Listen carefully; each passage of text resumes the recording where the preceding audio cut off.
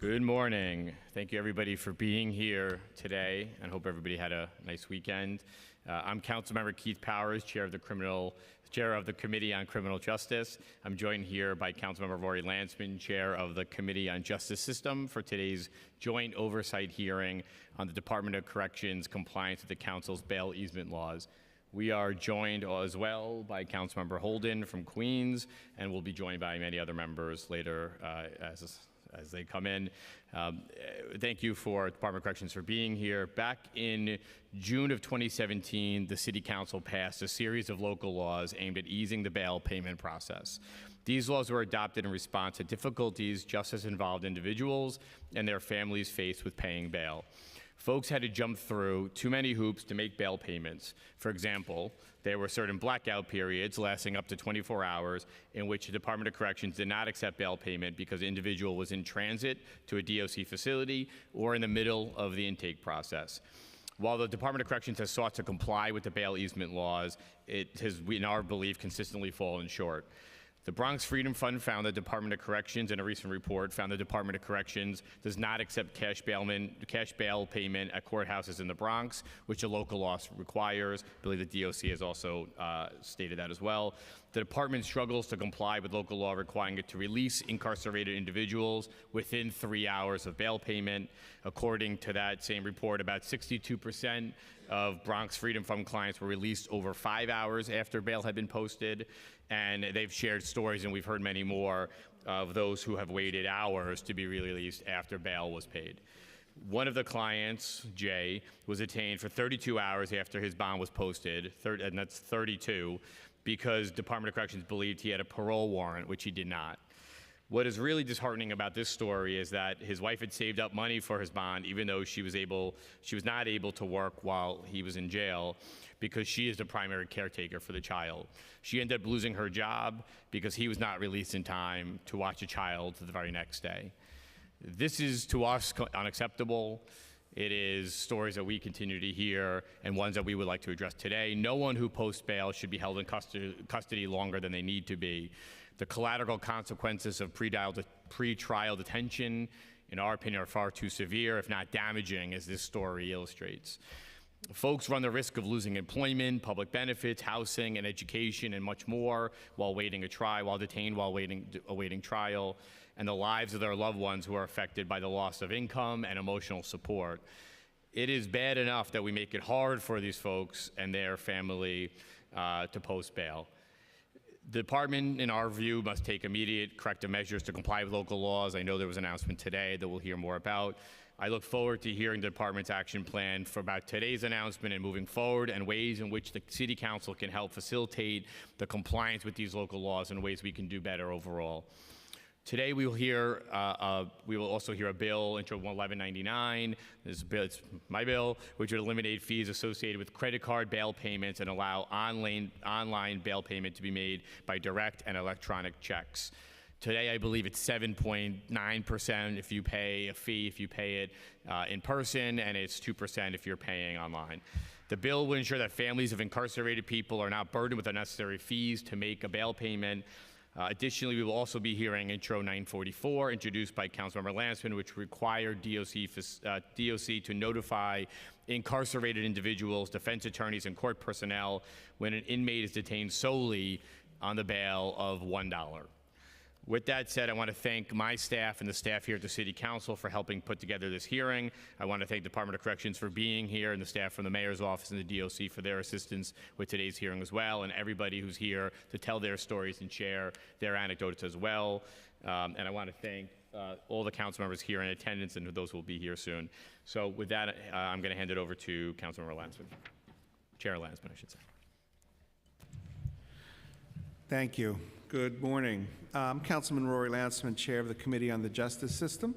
I want to thank Councilmember Keith Powers for leading this important hearing on the difficulties of posting bail and the countless obstructions, hurdles, and delays that stand between accused individuals and their freedom. We talk constantly about how there are people sitting on Rikers Island because they can't afford their bail. But it is even more maddening that many who can afford to post bail are essentially held captive by an absurd tangle of bureaucracy. And the fault lies not in the stars, but in ourselves. Well, over there. New York City actively makes the process of paying bail onerous, and it's frankly both confounding and disgraceful. The package of 5 bills that this council passed in July of 2017 was designed to focus attention on a series of specific choke points, where a little time, a little information, or a little assistance could mean the difference between going home and going to Rikers Island. But here we are, more than 16 months later, without any indication that these laws have been meaningfully implemented. We hear practically every day from defenders, service providers, and advocates about individuals who spend extra hours, days, or weeks in jail for no good reason. Loved ones who can't show up to demonstrate community ties or pay bail because a defendant can't remember their phone number and was never offered the chance to get it off the cell phone taken from them at arrest. Men and women transported to Rikers because the bus is leaving, never mind that a family member is rushing to the courthouse to pay their bail. Defendants put through the time and resource-intensive process of intake only to be bailed out hours later. Confusion about where and how to post bail. Bail facilitators nowhere to be found. And even once the draconian system is navigated and bail is paid, it takes an entire workday for someone to be released. The city has failed each and every one of these individuals. Today, we demand to know why. I'm also pleased that today we will also consider my bill, Intro 944, to require a $1 bail notification system. $1 bail can be set on a case to allow a defendant to receive credit for the time they spent incarcerated on a previous open case or because of a hold from another jurisdiction. If the earlier case is resolved, defendants and their families may be unaware that $1 is all that is preventing them from going home. That is unacceptable. My bill will require the Department of Corrections to inform defendants, their defense attorneys, and the court when someone is being detained solely on a bail amount of $1. So I look forward to hearing today from the Department of Corrections, the Mayor's Office of Criminal Justice, public defenders, and advocates about how the city can do its job and keep people off Rikers Island who shouldn't be there. Let me just note that we've been joined by Councilmember Debbie Rose from Staten Island, who is a member of the Committee on the Justice System.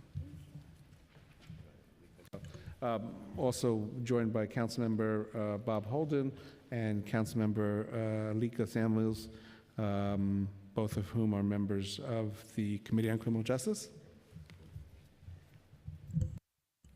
Thank you. We have to take the oath first. Thanks.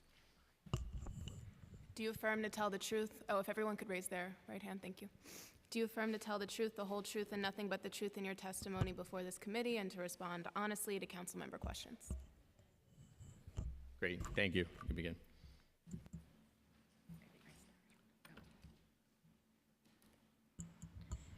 Good morning, Chair Lansman, Chair Powers, and members of the Justice System Committee and the Criminal Justice Committee. My name is Erin Pilniak. I'm the Deputy Director of Crime Strategies for the Mayor's Office of Criminal Justice.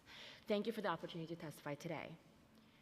MOCJ advises the Mayor on public safety strategy and together with partners inside and outside government, develop and implement policies that promote public safety and fairness and reduce unnecessary incarceration. Since the beginning of the de Blasio administration, the jail population has declined by 27%, with the steepest 4-year decline since 1998. The city now has the lowest incarceration rate of any big U.S. city. Meanwhile, the major crime has fallen by 76% in the last 30 years and by 9% in the last 4. 2017 was the safest year in CompStat history. This success is shared by partners in the criminal justice system, the government, and all New Yorkers. The number of people in city jail has fallen across almost every category. During this administration, for example, the number of people held on bail of under $2,000 has fallen by around 60%. The number of people serving city sentence has fallen by 17%, and the number of 16 and 17-year-olds in detention has fallen by more than 60%. Reduction in our jail population is not just due to decrease in arrest. It is also a result of intentional diversion activities, with a primary driver being supervised release, a diversion program supported by this council. Supervised release recently reached a milestone of diverting over 10,000 people from a jail stay. This pioneering program was developed in close partnership with the courts, the 5 district attorney's offices, and the defense bar, with the District Attorney of Manhattan providing the initial funding to help get this program running. Since the program launched, 87% of defendants under supervised release have attended all of their court dates. More work needs to be done to reduce the jail population. Reforming New York's bail statute to eliminate money bail would go a long way to attaining the goal of a smaller and fairer criminal justice system. Sure. The impact of this antiquated system is felt primarily by men and women of color who lack adequate funding to post cash bail. This is a reform that this administration has supported, and we hope that the New York State Legislature will help move New York forward by passing bail reform next session. We intend over the next year to work to accomplish shared goals of comprehensive criminal justice reform. Passing measures such as bail reform and other criminal justice reforms will allow us to safely reduce our population on Rikers Island. The amount of money in one's pocket or bank account should not determine whether a person is incarcerated. Until we see the necessary reforms enacted in Albany, New York City is committed to doing all we can to make the system as efficient and fair as possible. Indeed, our office works every day with stakeholders to make investments and reforms, both to improve the experience and reduce our reliance on incarceration. While the city strongly supports bail reforms, it is also important to understand the vital roles played by multiple parties in the criminal justice system, a system that has no one boss. The setting of bail is a good example of this. When a person is arrested and then arraigned, the prosecutor may request bail, the defense attorney may argue on behalf of his or her client for release or some other conditions, and then the judge makes the final decision on setting bail. In the event that a judge sets bail, the individual is held in the custody of the Department of Correction until at least one of the forms of bail that has been set by the judge has been provided, either by the individual or by another person on the individual's behalf. The various processes for paying bail involve certain challenges, including reaching someone who can make the payment quickly. The mayor's office has worked closely with the courts, with Department of Correction, and providers in various ways to address these difficult system problems. Speeding up the bail payment process can have significant impact. Last year, approximately 17,000 individuals made bail after they were booked into jail, with 77% making bail within 1 week of being detained.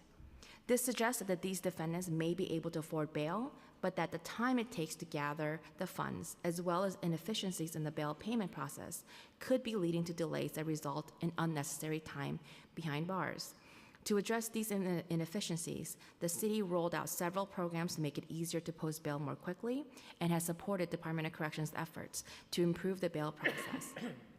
These programs and initiatives include creating an online bail system accessible by internet, phone, and kiosk that became operational this spring, creating an alert to notify defense attorneys and court staff when a defendant has the potential to be detained solely on a dollar bail, which is an administrative hold used by the court system in order to ensure that these defendants are released promptly, eliminating the 3% fee taken from the individual's bail after plea or found guilty, and installing ATMs in every courthouse to ensure people have access to cash to post bail.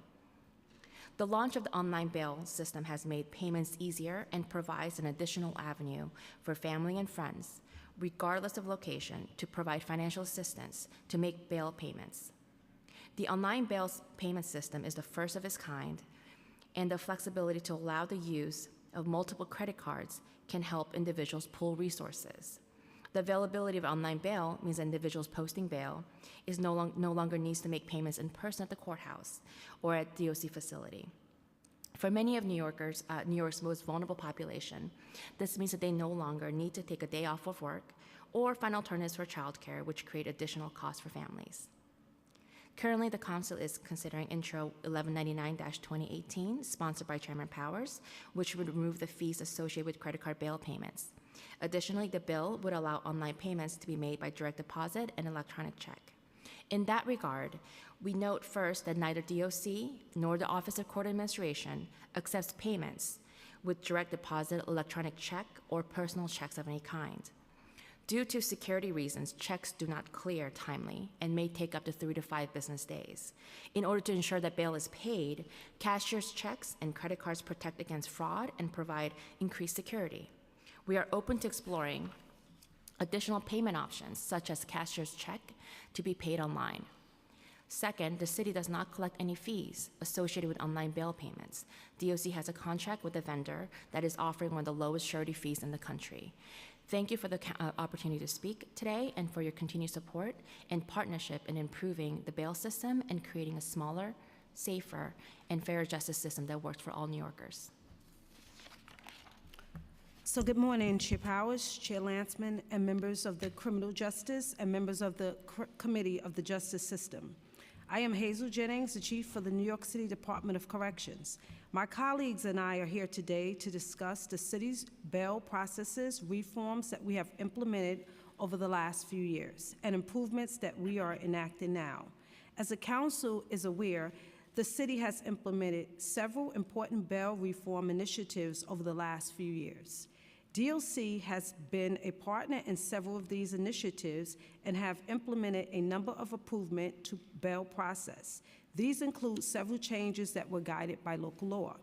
To begin, I will briefly walk you through the bail process and to discuss how DOC processes bails. From there, I will discuss our recent reforms and our plans for future improvements, and then the comment on Intro 944, which is the second bill being considered today. If a defendant receives bail and is not able to pay it immediately in the court, he or she is then turned over to DOC custody. The DOC officers in the courthouse accept custody of the individual and book him or her into the system. From there, the detainee is transferred to a housing facility where new admission processing is completed and the individual is housed. As soon as the person is entered into DOC's system, DOC may accept bail for the individual. When a bail is paid, there are several steps required to accept the bail and release the detainee. When the surety requests to pay bail, the facility where the individual is housed must confirm his or her bail and case number to ensure that the correct bail is being paid. At this point, staff also check to see whether there are any warrants in the system and determine whether or not the person could be released upon bail payment. With that information, the cashier can accept the surety's bail payment. Once the bail is collected and the surety is given a bail receipt, the housing facility is notified and the discharge process begins. To release someone, facility staff must check the system and the court paperwork to reconfirm all of the case details and confirm whether any warrants or holds have been received for the individual. The required paperwork review confirms that the bailed out individual can be released. The next step is to confirm that the correct individual is released, so staff must interview the individual and take his or her fingerprints to confirm identification. These processes are repeated by supervisors who must sign off on the discharge. Once the discharge has been approved, the individual is provided with a Metro card and his or her valuable property. This time of year, the person is also given a coat. The discharge process is similar for everyone regardless of what is triggering the discharge, bail payment or warrant lifted and sentence completed. As mentioned, we have implemented reforms within this system over the past few years, and we continue to identify ways and areas to improve. Several of these are guided by local laws. With CJA, we have expanded the Bail Expedition or BEX program so that more people can be held in the court facilities for longer periods after arraignment, giving loved one time to pay bail before the defendant is transferred to a jail facility. In compliance with the law, we now hold individuals for at least 4 hours when a hold is requested. CJA, which operates the BEX program, has expanded eligibility in all boroughs so that everyone whose bail is less than $5,000 and all adolescents now qualify. We eliminated the blackout period that used to prevent bail from being paid while a detainee was being transported from the courts to a jail. Now loved ones can pay a bail while the defendant is on the bus so that he or she can be processed for release immediately upon arriving to the facility. We have also reduced the length of time that is permissible to release someone after bail is paid. Outside of specific circumstances, everyone must be released within 3 hours of the bail payment process being completed. In addition to complying with these local laws, DLC has been working on our own with MOCJ to implement significant reforms. Earlier this year, DLC implemented a formal system to notify individuals when they are in custody on just $1 bail. Our IT department generates daily reports of all individuals who are on custody for just $1 bail with no other holds or cases. This list is sent to the Bureau Chief for Facility Operations and to each facility that has someone in custody for just $1 bail. Staff are required to notify the individual of the bails, ask them whether they want to pay their dollar from commissary accounts, and if they do not have a dollar within their account, they are able to call sureties to pay the bail. So far, this policy has been effective to ensure that no one remains in custody just because of $1 bail. Perhaps more notably, in April of this year, we launched the online bail payment system. This online system allows sureties to pay eligible bails from any computer, tablet, or smartphone so that the surety does not have to travel to a DLC facility and wait for checks to be conducted in person. Instead, the surety simply requests to pay bail and then receives email notifications informing his or her whether the detainee will be released. This does not just make bail paying easier for local sureties. The system allows bail to be paid by people who live far away and allow payments to be split amongst several individuals. We continue to look for ways to improve the bail process. Starting last month, I have begun having weekly meetings with key staff to oversee the implementation of several improvements. These initiatives include improvements on existing policies and developments of new policies. We have re-imaged the bail facilitator role, which was created by local law last year. At the time the bill was implemented, we decided that the best way to fulfill the bail facilitator's obligation was to incorporate them into several positions that were already doing similar work. This plan was discussed in the hearing about the bill, and over the last several weeks, we reassessed this and determined that compliance would be better achieved by designated specific posts on bail facilitators in both the courts and the jails. We have increased the number of ways bail information is shared with detainees. Previously, information had been provided in the inmate handbook. Now, all new detainees will receive a bail information pamphlet, receive the printout of their bail amounts and court case information, and are shown an informational video, which is available in both English and Spanish. We have created this bail information video and installed televisions to show the video in all new admission court areas and facility intakes. Posters about bails and bonds have been created to hang in new admission areas, housing areas, visit areas, and all congregate service areas, to provide information to family and friends, not only those just in custody. The bail facilitator in the courts ensures that everyone receives all of these things, and all newly admitted individuals are afforded access to phone to contact sureties. We have updated our intake processing paperwork to require that the officer will confirm in writing that the required information have been provided to the detainee. Our next step is to go live with online bail kiosks in the new admission court areas, so those who qualify for online bail payment can pay their own bail at the courthouse and never have to be transferred to a jail. The kiosks have been installed already, and we hope to have them up and running prior to the end of the year. We have already shared several of these policy implementations with Council, but today we have two new innovations to announce. Money orders and checks for for bail payments made out to the New York City Department of Corrections. They no longer have to be made out to an individual facility where the bail is being paid. We hope that this makes the process easier for sureties because of the previous requirement had caused some confusion on how to make out the checks. Bond payment cut slips may be delivered to any DOC facility regardless of to where the detainee is being housed. Previously, a cut slip for someone on Rikers Island had to be brought to Rikers Island and the housing facility.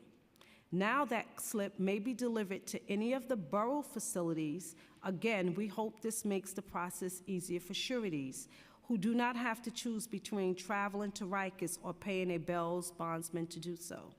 Each of these new policies has come out of our bail working group, and DOC is constantly looking for ways to make the bail payment process simpler.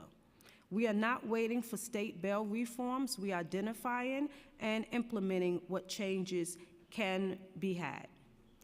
DOC certainly supports the spirit of Intro 944. As mentioned earlier, we are already in compliance with a large portion of the bill, of individuals notifying them of their dollar status. However, we notify incarcerated individuals of their bail amounts, and we will certainly continue to do so. We would like to request that the attorney and the court notification requirements be removed from the bill.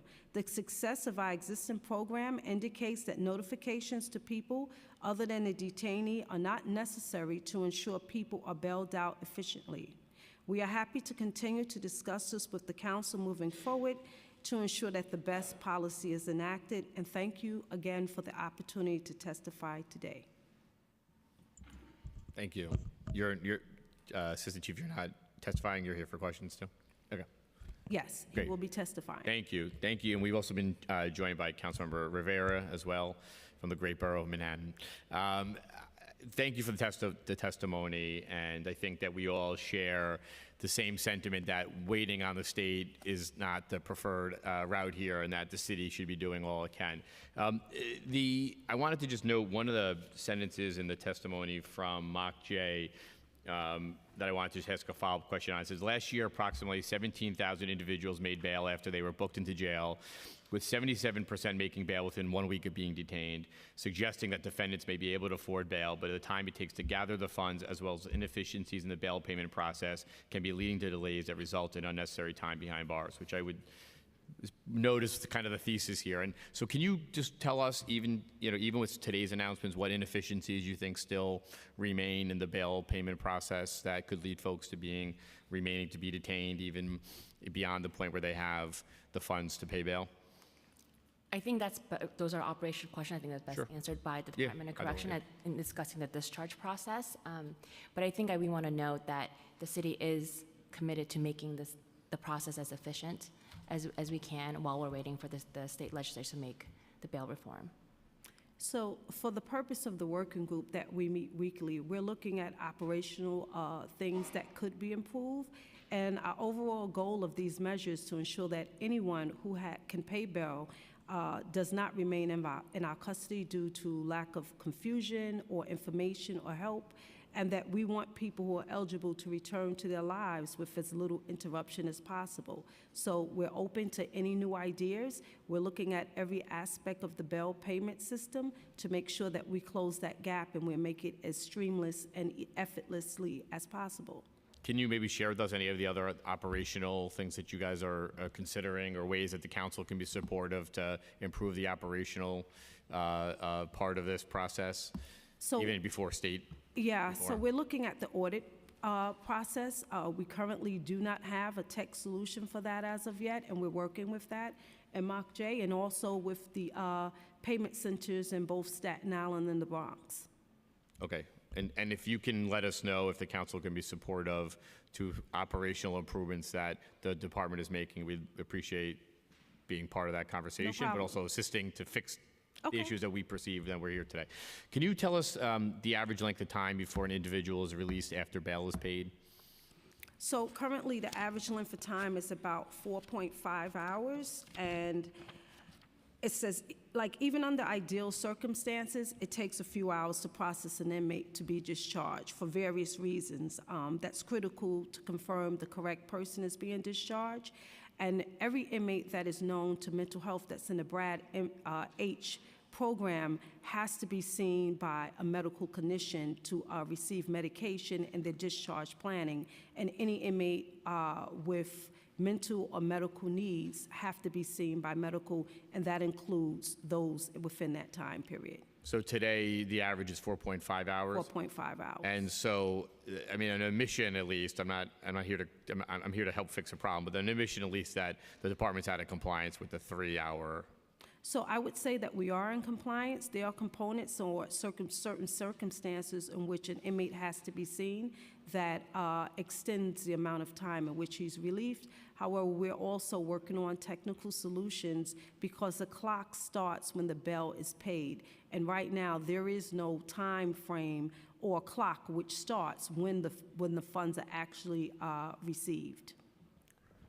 Okay, so you're saying it's when paid, not received, is when the clock starts? It's when it's paid and the bell is actually posted, does the 3-hour start. Okay. And can you tell us what percentage of people with bail paid are released after 3 hours? You want to answer that? So I think it's, can you repeat that? Yeah, what percentage of people with bail paid are released, within the 3-hour window? About 19%. 19%? Yes. So 19%, about a fifth of individuals are getting the mandated 3 hours. 3 hours, and 80% are not meeting that. Because they fall within the other categories where they need discharge planning, they have warrants or other jurisdiction holds, they're currently not in our custody when the bail is paid, or they're being transported, or medical or mental health services are being applied. Okay, and do you have data broken down by where an individual is held? And are there facilities that can you go, let's start with that. Do you have data broken down by where an individual is held? Not at this time. At this time, but do you have it, and is it something that we can take a look at? And I know this because, some of the data that we discuss, I think, is borough-specific. Correct. And reports, so we would be interested in seeing. So we have no problems with working with council to provide that information. Okay, thank you. And well, I'll come back to that. So, following up at that point, I think according to the DOC, there was an audit in the first 2 weeks of October revealing an average release to be 3 hours and 40 minutes. And then we've heard different data from the Bronx Freedom Fund about average release time for their clients. That was 13 hours and 3 minutes, the median release time being 6 hours and 53 minutes. Can you describe those discrepancies? I think you just said 4.5 hours. We have a 3 hours and 40 minutes number, and then we have, at least from a certain group of people, 6 hours and 53 minutes. So maybe explain the audit to us. How many people did it include? Where did it take place? And any issues particular to the Bronx that might be causing delay?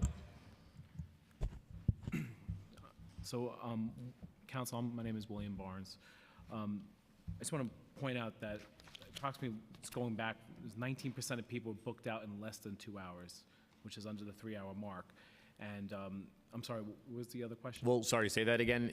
So when the chief spoke before, it was 19% of individuals are booked out in less than 2 hours. Less than 2 hours. Correct. And what's the 3 hours? I have to get back to you on that specific data, but that's an increase in getting them out quicker. Okay, the local law is 3 hours, correct? Correct, yes. So can you you don't have data about your compliance level with the 3-hour law? I don't have that right now. Or maybe I can ask a follow-up question. Why is 2%? Why is 2 hours the number that So we don't have a 2-hour time limit. We have 3 hours in which a person has to be discharged from custody. But again, the 19% of people were booked out of less than 3 hours, but we have a 3-hour window frame. That's the benchmark. That is the benchmark, and that is the goal. And that is what? That is the goal, to discharge every inmate within 3 hours time frame. But like I explained, we do have certain circumstances that brought us over the 4 hour, up to the 4 hour and about 42 minutes, which gave us those 6 instances where the inmate was held longer. 6 instances? Yes. So it's when the inmate receives discharge planning prior to discharge, the warrants of holds, being transported at the time that the bail is paid, departmental custody, where they're not in departmental custody at the time the bail are bond, and they require immediate medical or mental health treatment. Some of the discrepancies also is when does the clock start? So sometimes people are on the bail line waiting to pay a bail, and there are 2 or 3 people in front of them, and they're counting that as, hey, I've been, waiting. The bail process for the Department of Corrections, on our end, the clock starts once we take the money from the surety, and the bail is considered paid at that point. We then start the clock. So I think some of the ambiguity could be that there is no one codified out there when this clock starts. As I've spoken to people who said, well, I've waited online for 30 minutes. I can't control how many people are ahead of that person when they're paying the bail. So that could, you had asked, why is there a discrepancy? I can only speculate that different people are starting their own clocks at different times. Okay, so can we just talk about the audit that was done in the first 2 weeks of October? That I think was a department audit, revealed an average release time to be 3 hours and 40 minutes. I think you've said 4.5 today, but I think Only because of the other avenues in which the inmate could be. Okay, so can you just give us more information on that audit? How many individuals it include? Where did it take place? And then can you tell us any particular issues related to the Bronx that are causing delay? So for time on Rikers Island, the average time to the visit house was actually 4 hours and 42 minutes. 4 hours and 42 minutes for Rikers. For Rikers. Okay. That was the medium. Okay, but how many individuals you did an audit, so how many individuals did that include? I think it was 43 people. 43, and it took place at Rikers, or where did it take place? At Rikers. Okay. And then I want to just, related but separate, talk about the Bronx, just particularly because of some data we've received about delays in the Bronx. Can you tell us any particular issues related to the Bronx that have been causing maybe further delays or In delay? the Bronx? No, I don't have any information on that. Okay, so you don't know of any issues in the Bronx related to paying out bail? No, only the fact that we don't have the bail window there. Okay. Okay, and then I just want to just note that in a similar letter that we received in October in relation to that I sent with the speaker about compliance with these laws, the response to the department was the system to eliminate blackout windows was not used consistently in the Bronx. So can you tell us some information about why not in the Bronx? So when we eliminated the blackout process, the process is that for every inmate who's eligible for bail, that their paperwork is scanned into a drive so that anyone could access that paperwork at the time in which the inmate was being arraigned. And if any policies that we have implemented are not followed, there is disciplinary actions associated with that. And each case is investigated. Okay, but was that the answer to the question about whether you were in compliance with eliminating the blackout windows in the Bronx? So what we will do is continue to monitor its use and determine whether staff needs additional training. But we have a policy that has been implemented, and it is being used. So you can pay bail continuously in the Bronx right now? Correct. Okay. Is that a new policy starting from your announcement today? We started that with the BEX program back in April. Okay. I'm going to stop there. I'm going to hand it over to Chair Lantzman. I have some follow-up questions. Thank you. I should know we also have been joined by Councilor Alan Mizell.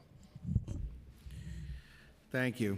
Good morning. Good morning. It's always very frustrating when we have two different realities that are presented to us, one from the administration and others and another, or sometimes it's multiple realities, from those who are on the ground. The The council passed 5 bills in July of 2017 relating to making it easier for people to pay bail that they can afford. And the compliance and the implementation of those bills up to this point, I think even the administration would agree, is seriously lacking. In Mokjay's testimony, I don't see where you referenced any of the bills or the status of it they're being implemented. And I view Mokjay as the entity that is responsible overall for coordinating the administration's criminal justice policies and ensuring that the bills and laws that we put into effect are actually implemented. Let's just lay out these two different realities, right? Local Law 123, again, these were passed in July of 2017. Their implementation, their effective date was January of 2018. So that's 11 months ago, maybe 10 months ago. Requires the Department of Corrections to accept cash bail payments immediately and continuously. DOC must release anyone who has had bail paid within 3 hours. The Bronx Freedom Fund found that from April to September, the mean release time for clients was 13 hours and 3 minutes, and the median release time was 6 hours and 53 minutes. During that period, 65 clients were released over 10 hours after bail had been paid, and 21 of those individuals were released after over 20 hours. Only 24% of the Freedom Fund's clients were released within 4 hours. That was as of October 2018. The next law that went into effect, the bill that we passed, Local Law 124, the expansion of BECS. It's a very effective program. The Bronx Freedom Fund found that there has not been a single client held for more than 2 hours. And as of June of 2018, there were 10 instances where the Department of Corrections did not honor requests to hold incarcerated individuals for even 2 hours. Local Law 125. The Department of Corrections must give written notice of the amount of bail or bond set. Ensure that bail facilitators meet with inmates within 48 hours of admission into DOC custody. The Bronx Freedom Fund found that 80% of its clients have not received the required written notice.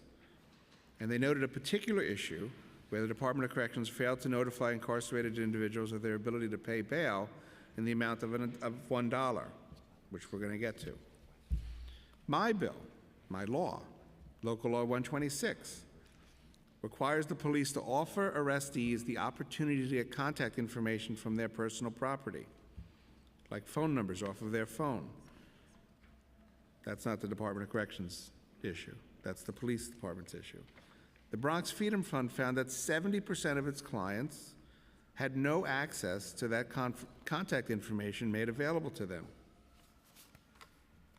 And just to complete the list, Local Law 127, requiring Mokjay to work with OCA to conspicuously display inflow on how and where to post bail in courtrooms. Nowhere to be found. So let me ask Mokjay, what role and responsibility does Mokjay have to ensure that the various criminal justice reform bills that we enact into law are actually implemented? Because I don't see any discussion of it in your testimony. We work very closely with the Department of Correction in implementing these different initiatives, and I think a lot of the bail initiatives that were announced by the Department of Correction today will address a lot of the issues that you have brought up. So, as I stated before, on a weekly basis, we're having those meetings, and Mokjay are included. As of last week, Thursday, we went live with issuing the inmates copies of the QCC screen, which gives all of their information, their booking case, NYCC, next court date, court part, and the bail amount. And that started last week, Thursday. We are also working with Mokjay. We have received pamphlets that we will be issuing out to the inmates that we're currently printing, as well as posters that will be displayed in the courts and in the housing facilities. We have reassessed the bail facilitators. We provided scripts and duties and responsibility. We did additional training for them, and we will be going live with the instructional video in both English and Spanish, probably by the end of today, and we will be handing out those pamphlets as well as giving them additional assistance with paying bail. Okay. Well, let's talk about Local Law 126, which requires the police to offer arrestees the opportunity to get contact information off of their phone, and which the Bronx Freedom Fund found 70% of its clients were given no such opportunity. And we've heard anecdotally from other public defenders that their clients are not seeing this law enforced, and they're not getting the opportunity to communicate with someone who could potentially bail them out or show up in court and to attest to their community ties. What has the city done to ensure that this local law is being implemented? So we understand that NYPD directly negotiated this bill with the council, and our understanding is that they're generally in compliance with the requirements under the bill. Do you have any independent knowledge whatsoever to say whether they're in compliance, as the NYPD claims, or completely out of compliance, as the Bronx Freedom Fund report claims? What we do understand and know is that the department instituted department-wide procedures for officers to comply, and it had alerted all the officers of the enactment of the bill and the new procedure, and have been in compliance. Uh-huh. So when you say that they have established a policy or implemented a policy, I don't remember your terms. I assume you're referring to the patrol guide, where officers are told that they must, quote, inform a prisoner that phone numbers and associated addresses stored on a cellular phone that is not being invoiced as arrest or investigatory evidence may be accessed and recorded for the benefit of the prisoner in order to assist during pre-arraignment processing. Is that what you're referring to? Yes. Okay. And I think anything more than that, Councilman Lansman, I think NYPD is in the best position to answer those questions. I agree with you, but here the NYPD's, where are they? They're not here. And unfortunately, the administration sent you to represent what's happening with the NYPD. And now you're in the unfortunate situation of having to answer questions from me that, respectfully, you're clearly not prepared to answer because you don't have that information. Why would you? You're not the NYPD. But you're here to represent these views, so, or to answer these questions. So can you tell us what training has been done so that officers are aware of this provision in the patrol guide and are able to implement it? We'll be happy to follow up with NYPD and follow up with the council on that information. Can you tell us in how many instances have the arrestee been denied access to his or her phone because it would have been exempt as the phone having been confiscated as investigatory evidence?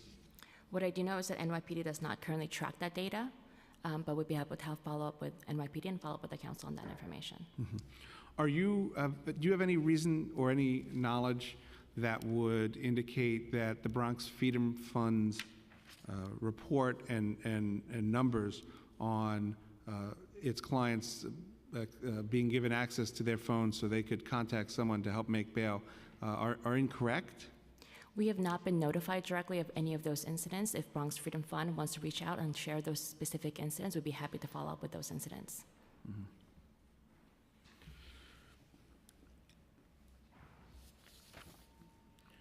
Well, I think when the council passes a law, which almost always we negotiate with the administration, in my time in the council, there hasn't been a single law that has gone into effect as a result of the council overriding a veto. But even if that were the case, the administration has an obligation to make sure that the law is implemented. And I'm glad to hear from the Department of Corrections that today, the day of the hearing, there are plans to put into effect and implement all of these bills that actually went into effect last January. But really, it's completely unsatisfactory that there are people sitting on Rikers Island who shouldn't be there. And the folks from the Department of Corrections, you don't need me to tell you what a horrible place Rikers Island is. And I don't think I need to for Mock-Jay. But what I see is just an utter lack of seriousness and preparedness to effectuate laws that are on the books to keep people out of Rikers Island. And I'm sorry that you're the person who has to bear the brunt of this, but it's completely unacceptable that nobody is here from the police department or from Mock-Jay who is prepared and able to testify about the implementation of this law, which quite literally and specifically would keep people off of Rikers Island. And that's a disappointment.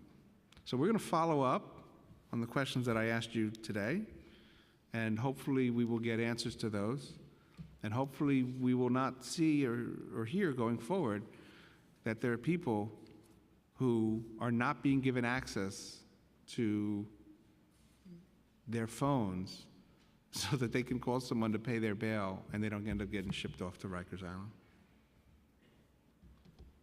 Thank you.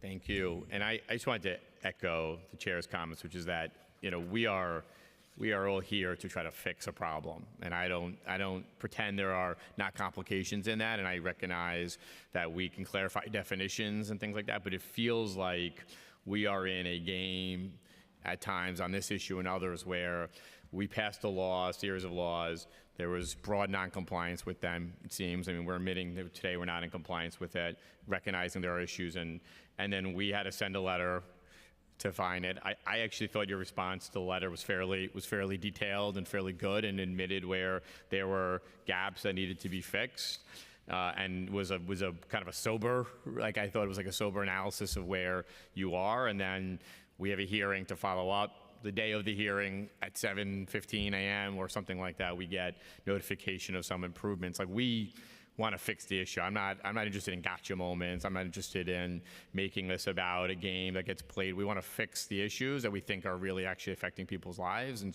we can read you stories and anecdotes, but to the degree that we are going to pass more laws, we certainly are asking.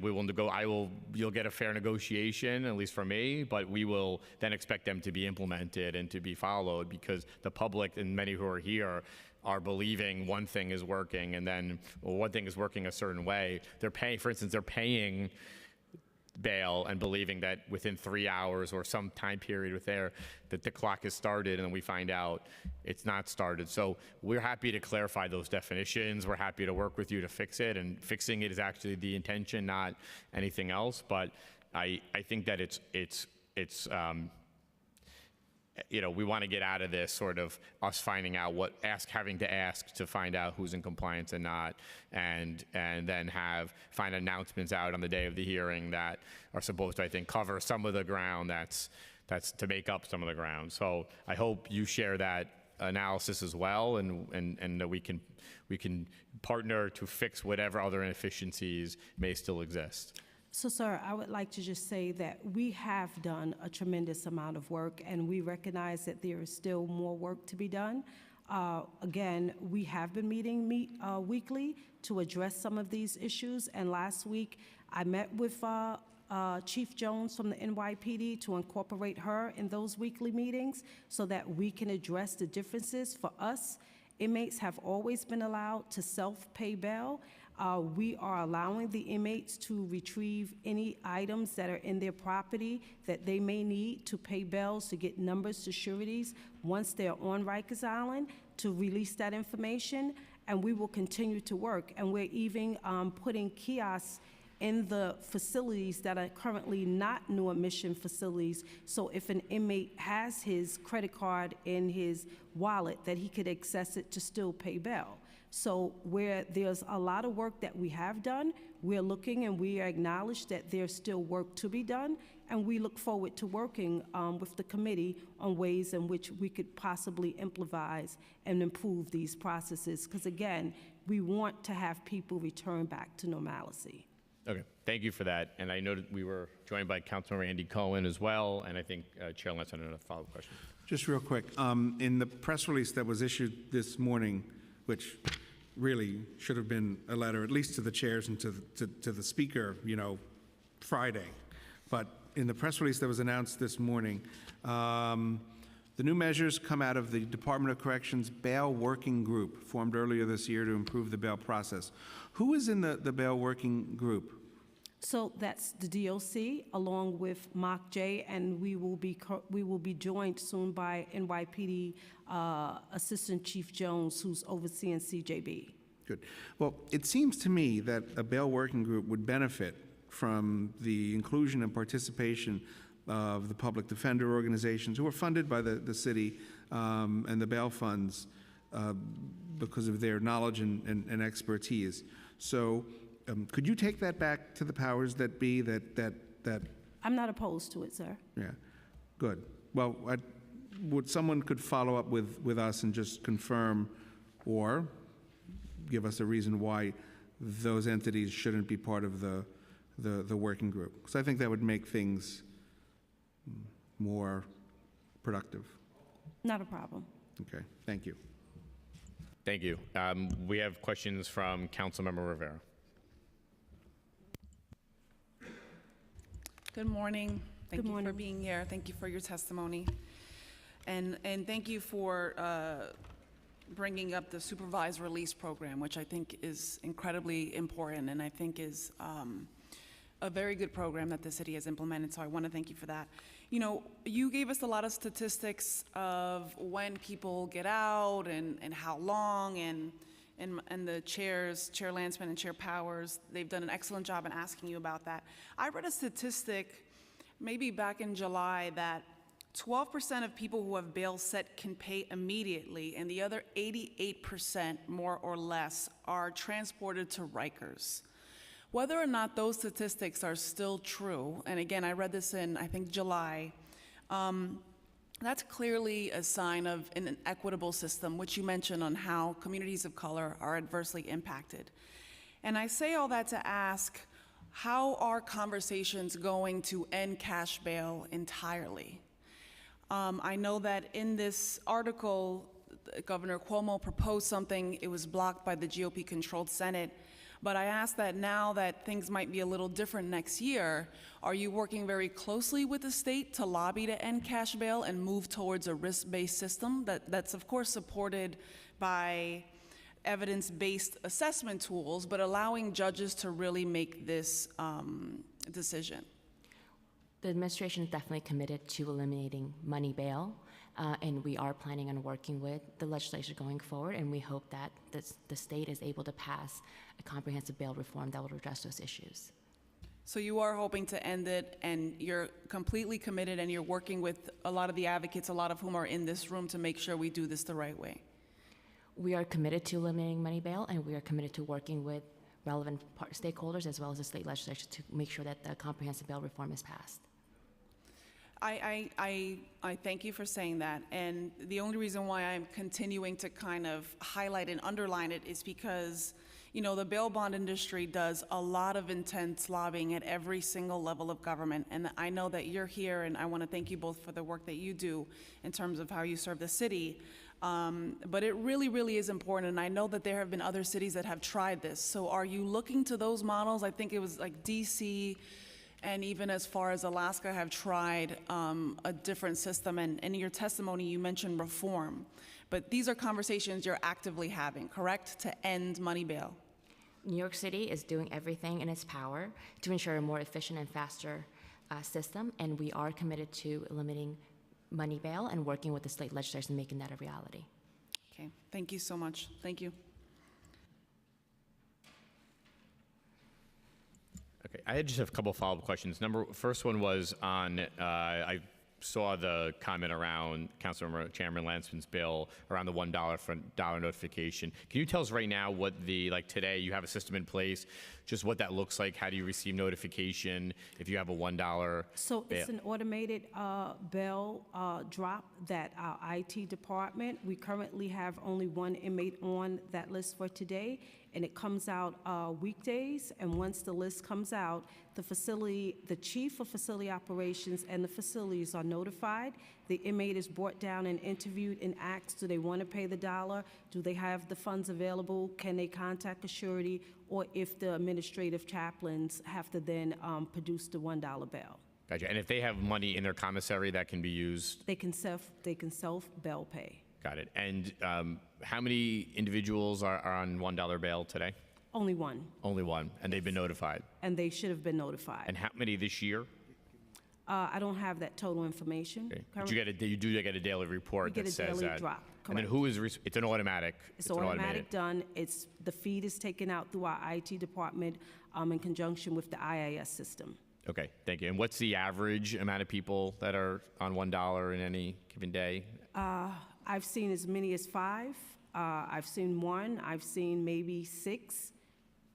Okay, thank you. And can you talk about barriers? Obviously, it's not just the DOC, this Office of Court Administration that's involved in this well. Can you tell us barriers both in terms of having to share jurisdiction and also just barriers that you see with the OCA in terms of helping to facilitate paying bail or getting a timely release and other factors that are barriers in terms of having to work with the OCA? You want to speak? Sure. As you know, OCA and DOC systems do not speak to each other, and a lot of these bail conditions are being recorded in writing by the court officers within OCA and are then communicated to DOC. So there are instances where there are clerical errors are happening by the court system that then the department has to respond in a timely way to rectify, and then so that the discharge process can be implemented.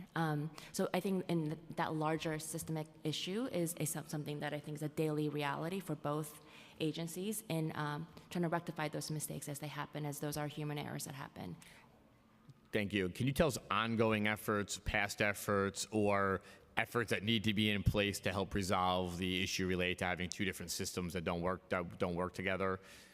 Sure. So MOCJ has facilitated working with DOC and OCA in redesigning the security orders that are issued from OCA to DOC to make those record on that form much more easier and clear to record and to understand. So those are one of the past initiatives where we have worked together to trying to rectify those issues. And is there an effort underway right now to try to make it so that there's one system? I think OCA is technically state, DOC is city, but is there an effort, and I guess it would have to be a state partnership here to rectify it so that could there just be one system that helps everybody talk to each other more efficiently?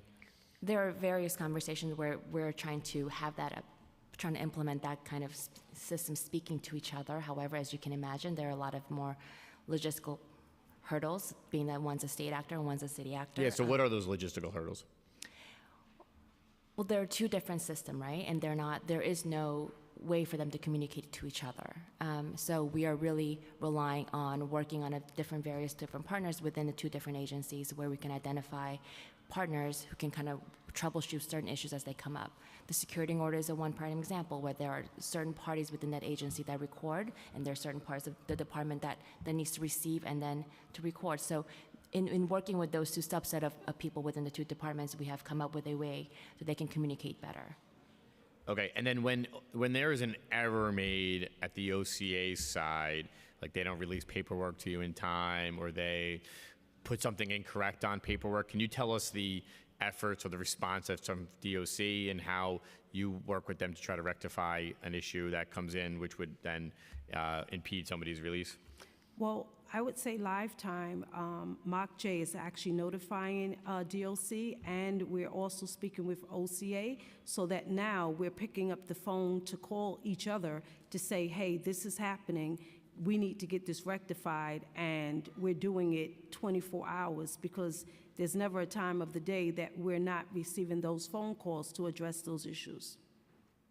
Okay. And is there an attempt to try to reduce having multiple systems and have one computer system that has everybody's working, in the same place? That has not been put together as of yet, but we welcome any new initiatives that we could come up with. Okay. A couple other just last questions here. First of all, can you share with us at some point the pamphlets, the videos, the posters, things like that, Absolutely. the materials that you're using that are both new and old that help make people aware of their Yes. rights and ability? We can share both the videos, and we can also welcome the committee to go out on tour. Got it. Am I right? And also, am I right saying that online bail payment only allows up to $2,500? That's per transition.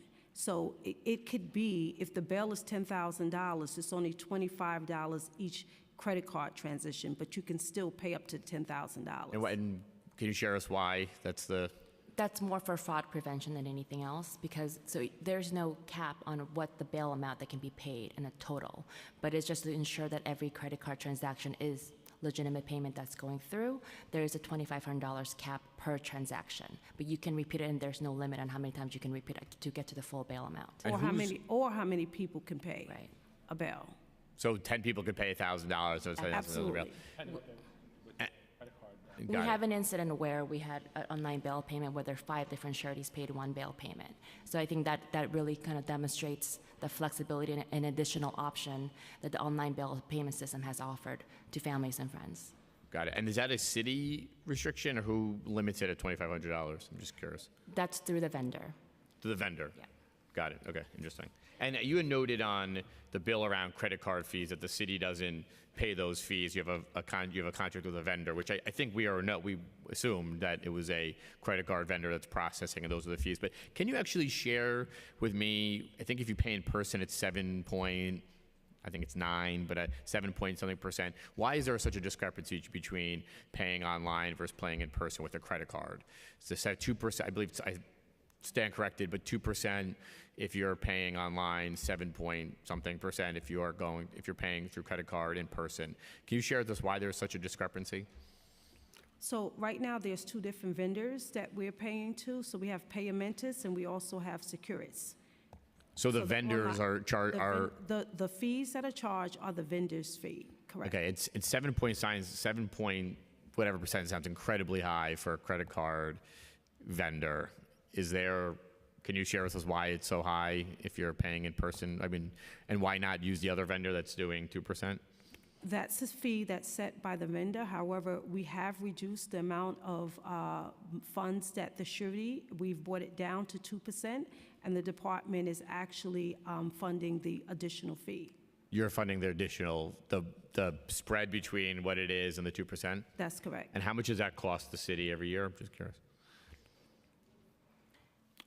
Do you have that, those numbers?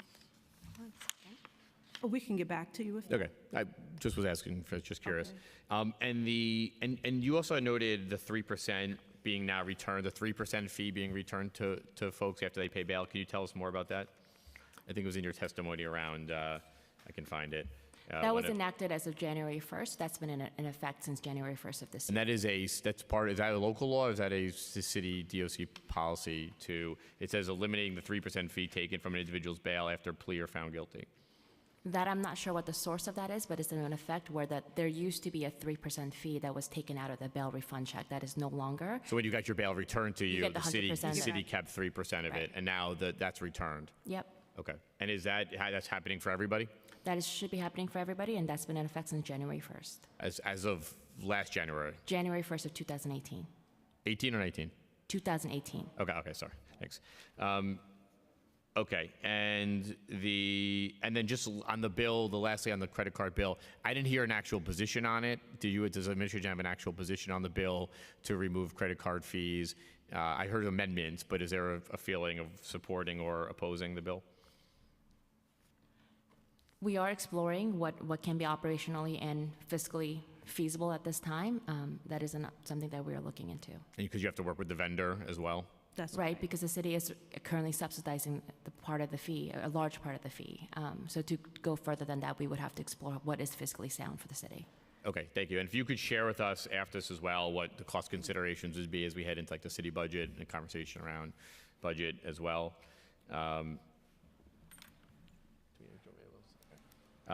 Okay, thank you. I would say that, did you have a question? I do. Okay, so Chairman Lance has additional Are there questions. other members? I don't want to.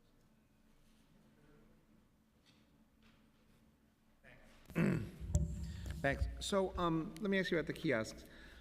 How are people supposed to be able to pay, how are detainees supposed to be able to pay through the kiosk? Are they going to be able to have access to their credit card or debit card? What's the plan for that? That's correct. So right now, we have bail facilitators. We have always had self-bail pay.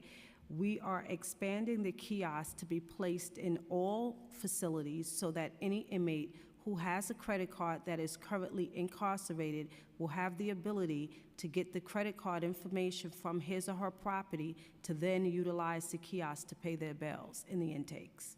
And does that need, sorry, just to clarify, that needs to be coordinated with the NYPD, or at that point, the person is? This is on the correction side. We are looking to work with NYPD, again, Chief Jones from CJB, to make sure that we streamline it all and that they're in compliance as well as us. All right. So when will the kiosks be up and running?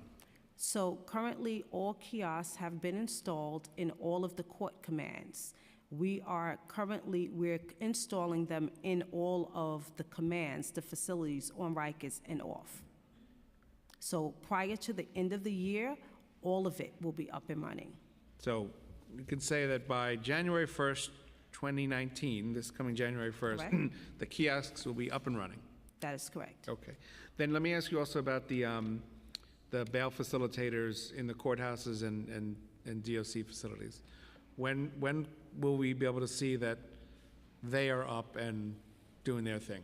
So we have the last part of the additional training of which they'll be doing to be able to accept bail, because there is a part in the kiosk after the inmate pays bail, a supervisor, supervisor has to accept bails.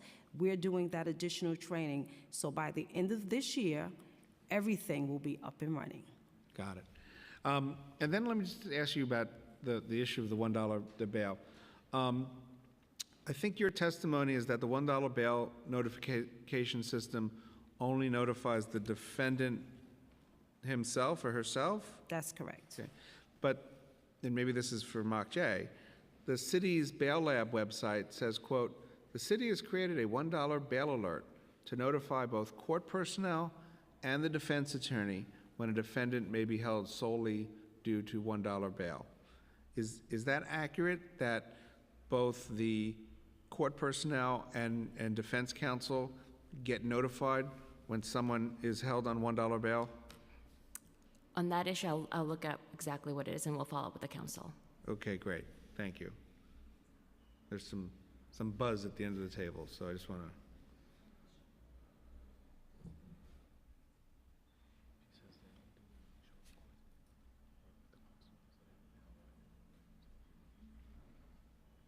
Anything you want to? No, sir. Okay, good. That's what I have. Thank you. I'm sorry, two more questions for me. And one is, can you just tell us how much money the city makes off credit card fees every year? We don't. You make no money. We make no revenue. So no money goes into the general fund of New York City based on credit card fees. Is that and how is that? That goes right directly to the vendor, but you don't have a profit sharing agreement or anything like that? Nope. Okay, thank you. And the second one is, I just wanted to ask too, there's two, in terms of local law 23 around the release with 3 hours, there are two, some of the anecdotes that were, or some of the stories that were raised in probably the last month, maybe the last 2 months, were about at least a number of individuals, like in two stories particularly, where people were held 24 hours past the time when they're, or maybe it's less than that if it's about when the money is received. Can you give us any idea why an individual might be held for 24 hours, even with the reasons you note, and designation, things like that? Why it would get to 24 hours or worse in some cases, 32 hours. So what I will share with you now, and I can give you specific information offline, but in the case at the VCBC, there was an issue with the actual warrant not being, or the lift not being sent to DOC, and which had to be addressed, and we had to reach out to try to contact the agency and then to have that inmate released. Okay, but that's one example. There seem to be others too. I'm not asking for specifics here, but there do seem to be some issues. I think it sounds like some are related to other agencies as well.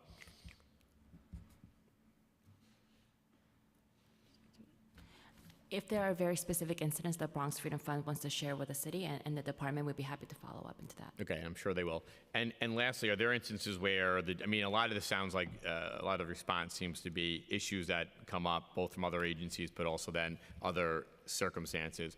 Are there issues where DOC loses the paperwork? Are there instances you're aware of where simply just and something happens where we lose the paperwork and somebody's sitting there while we attempt to retrieve it or find it? No, no instances have been brought to our attention at all, and all of the inmates' legal paperwork is kept in one folder in one place. Okay, and we're doing this by paper still? Yes. Is there any attempt to try to bring the agency and its paperwork in fax machines into the 20th century? Yes, there is thought, and there are definitely IT solutions that we have to work with, and we're looking forward to doing so. And when do you think the agency is in a place where they're using IT solutions, not paperwork and fax machines and things like that? What would be a reasonable timeline? I can get back to you with that answer, but again, I'm open to all suggestions made by the council. Has the DOC ever done an RFP or an RFI around technology solutions to help solve this problem? So we currently have an RFP, an inmate wristband solution, but that only tracks the inmate internally and when they go to court and when they're being booked out, but it does not capture the other portion of it to replace the fax machine at this time.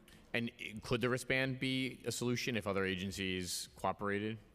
That is correct. Correct. And have you tried asking them to be part of that? So we're currently working on an MOU with OCA via MOCJ, so we're looking forward to allowing them to get the feed, which will give them access to know when the inmates are possibly going in and being booked in for court purposes. Okay, and that there's an MOU being drafted or worked on today to help do that? Yes. Yes. Okay, thank you.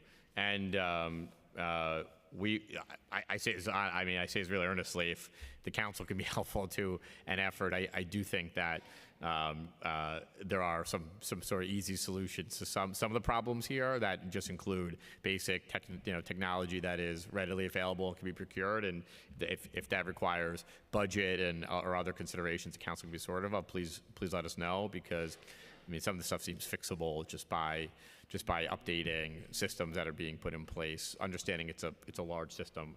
Any other questions? Okay. Thank you for your testimony. I just wanted to say what I said earlier, which is these are not moments to be trying to catch anybody out of compliance. We want everybody to be in compliance. We want to be part of. I know I for sure want to be helping solving the problems that we identify, and we are deeply appreciative of those who bring them forward. And when they raise an anecdote about a 24 hours or a median time that seems longer than what the city has put in place in terms of our local laws and our expectations, I think it's our duty to respond to those and to ask those questions. And I think, as I noted, the responses you put forward in place in writing to us, I think were acceptable in terms of responding to the information. But I will say we want to be cooperative. We don't want to be here in a year having a follow-up hearing and then have new announcements being taken place to help fix the problems that are identified. And any local laws we put in place today, by the time they are effective, we want to work to make sure they get implemented. But certainly, as part of those conversations, we want you to be earnest with us to say, we need more time to make it happen. We need this. We need the money. We need to change systems, because I certainly will lend my my ability to try to help fix those processes which we feel like aren't broken. I know Chairman Lansman and the members of this committee as well, but I think it's helpful if we can be, and we have to do our part too, be in a kind of a dialogue, because even as Chairman Lansman said, like the bail working group, I think there's some reasonable improvements to that would help identify these issues so we don't have to be sitting here to do them and you're aware of them and fixing them ahead of time. Yeah. In that spirit, you know, we had wanted the administration to testify after the Bronx Freedom Fund and some of the advocates so that you could hear what they were had to say and what they were seeing. I think it would be very courteous and productive if you were to stay and at least listen and hear what they're going to testify to, so that we're all on the same page, so to speak, at least in terms of what people are seeing out there in the world. So I can't compel you to do that, but I put that out there. Thank you. Okay. Thank you. Thanks so much. Okay, in very good timing, we're going to have a panel come up. We have, I may not do well with names here, but we have Elizabeth Bender from Legal Aid Society, Elena Weissman from the Bronx Freedom Fund, Yona Zeitz from the Bronx Freedom Fund, and Sarah Rahimi from the Bronx Freedom Fund. If you can please come up. Thank you.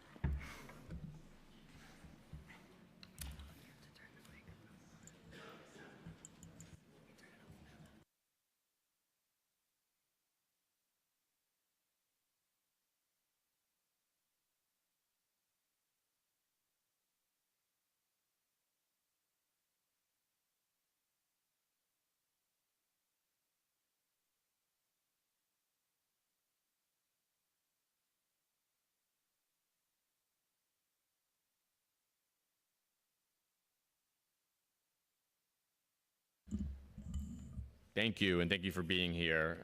So you can start. We're going to have you on the clock. I know at the Bronx Freedom Fund, I know you have a few folks here, so I don't know if you're all testifying or you want to split some time up here. But we will start, I guess, left to right. My left to right. So thank you for being here.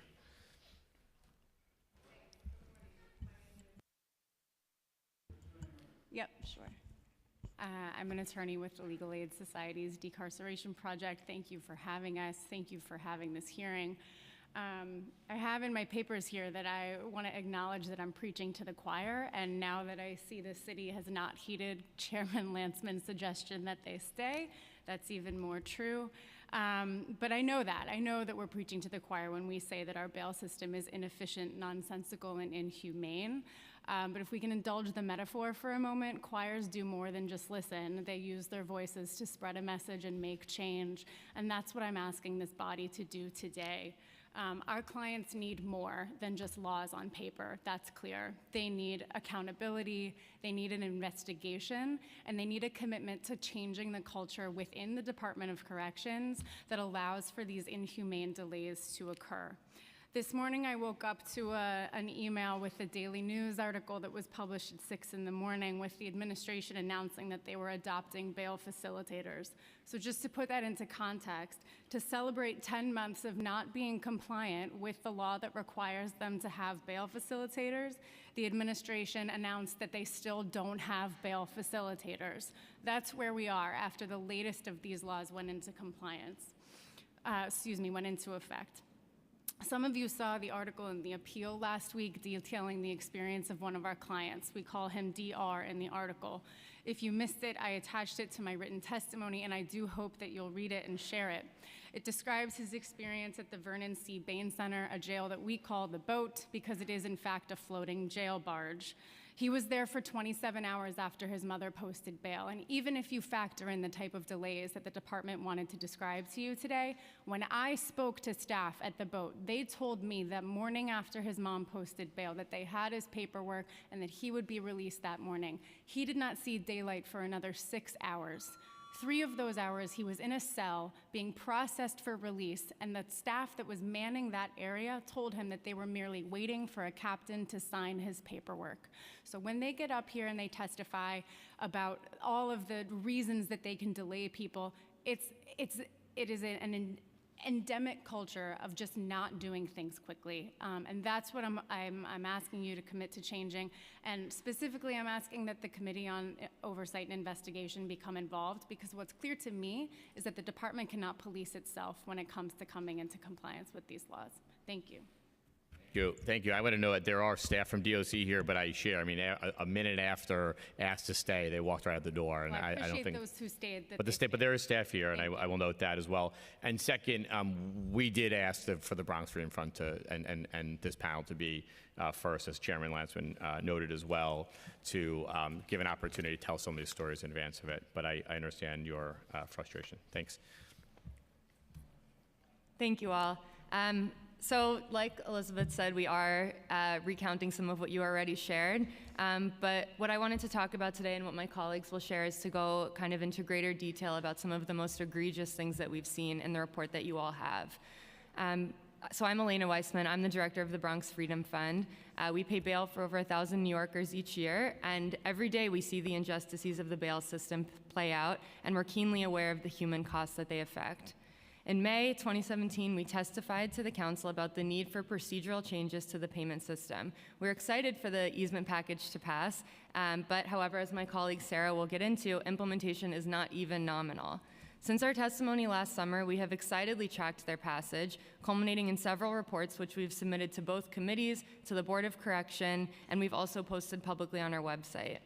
We have asked helpful personnel from various agencies, City Council, and those working in bail payment facilities about implementation for months on end. We've taken to Twitter, to Facebook, radio, and print journalism, and now we're calling on the administration to follow the laws and to treat this crisis with the urgency that it demands. It's shocking to be here a year and a half later asking, why is it still so hard to pay bail in New York City? Individuals at CJA, at MOCJ, and so many people in the room have been helpful resources in navigating what Councilmember Landsman rightly called a tangle of bureaucracy. But it is time for Department of Correction personnel on the ground to start making this a system that is fair and humane. Because we know, and we see every day, that culture eats policy.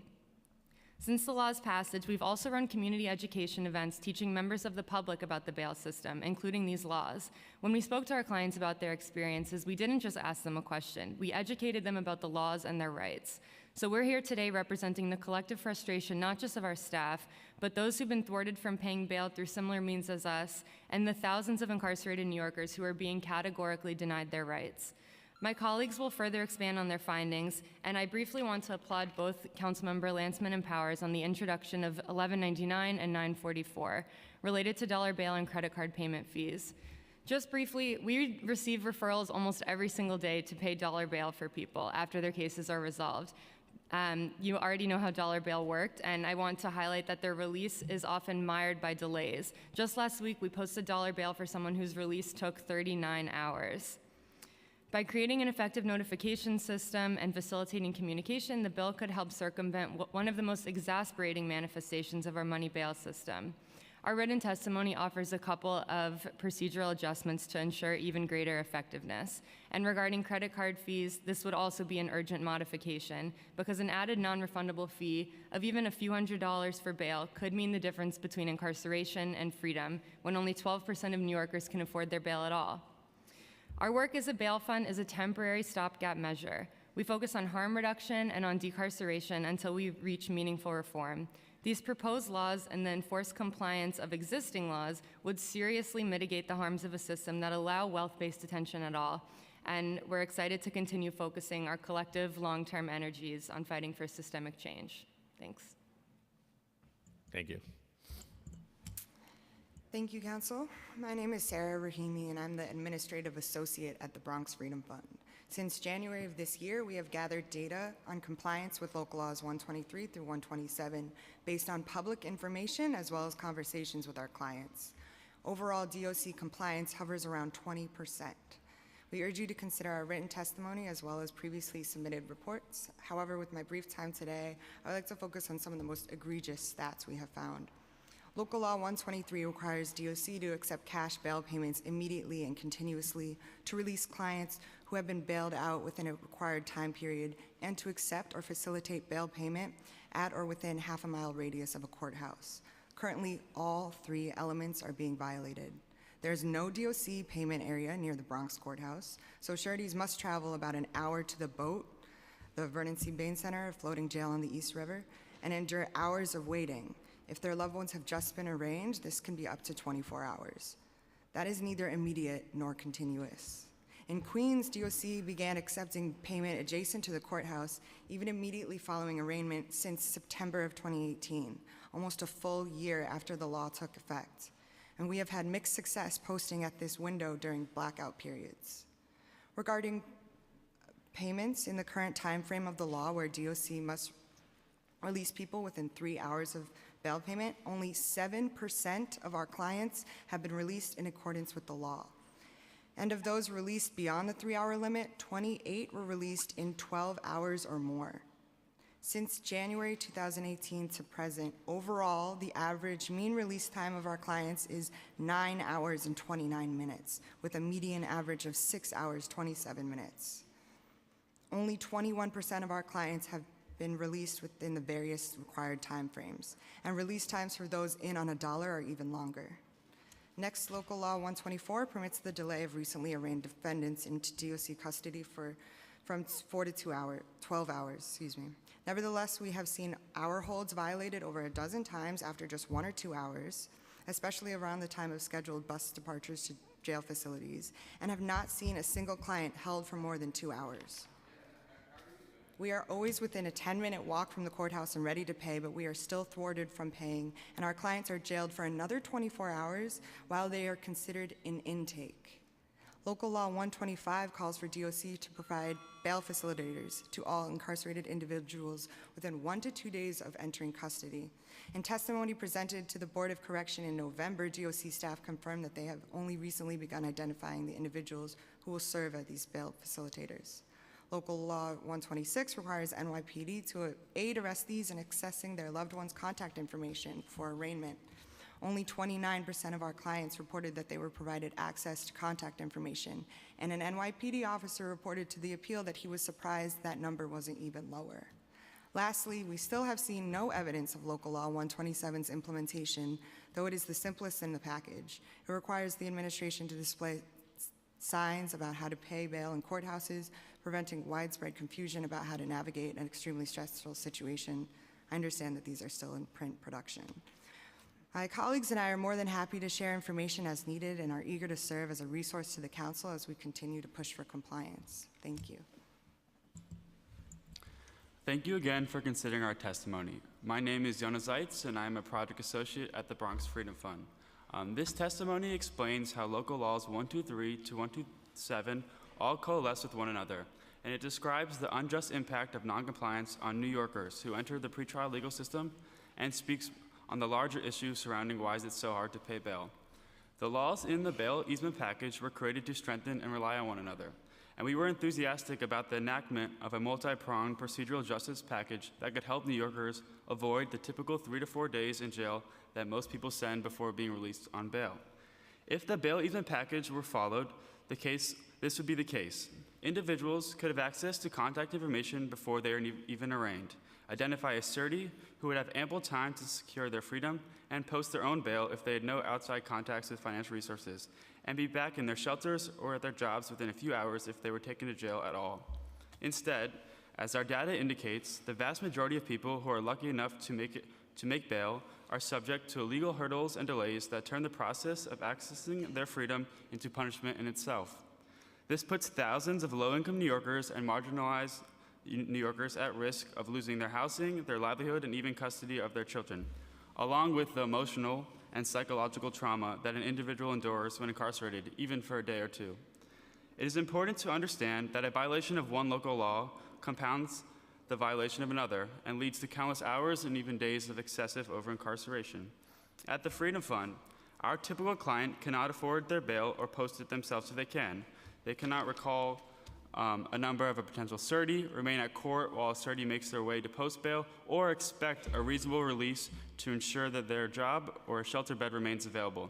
Just 2 weeks ago, we posted bail for a client on Saturday at 1:45 p.m., and our client was not released from the Vernon C. Bain Center until the following Sunday at 11:35 a.m., about 22 hours after he posted his bail.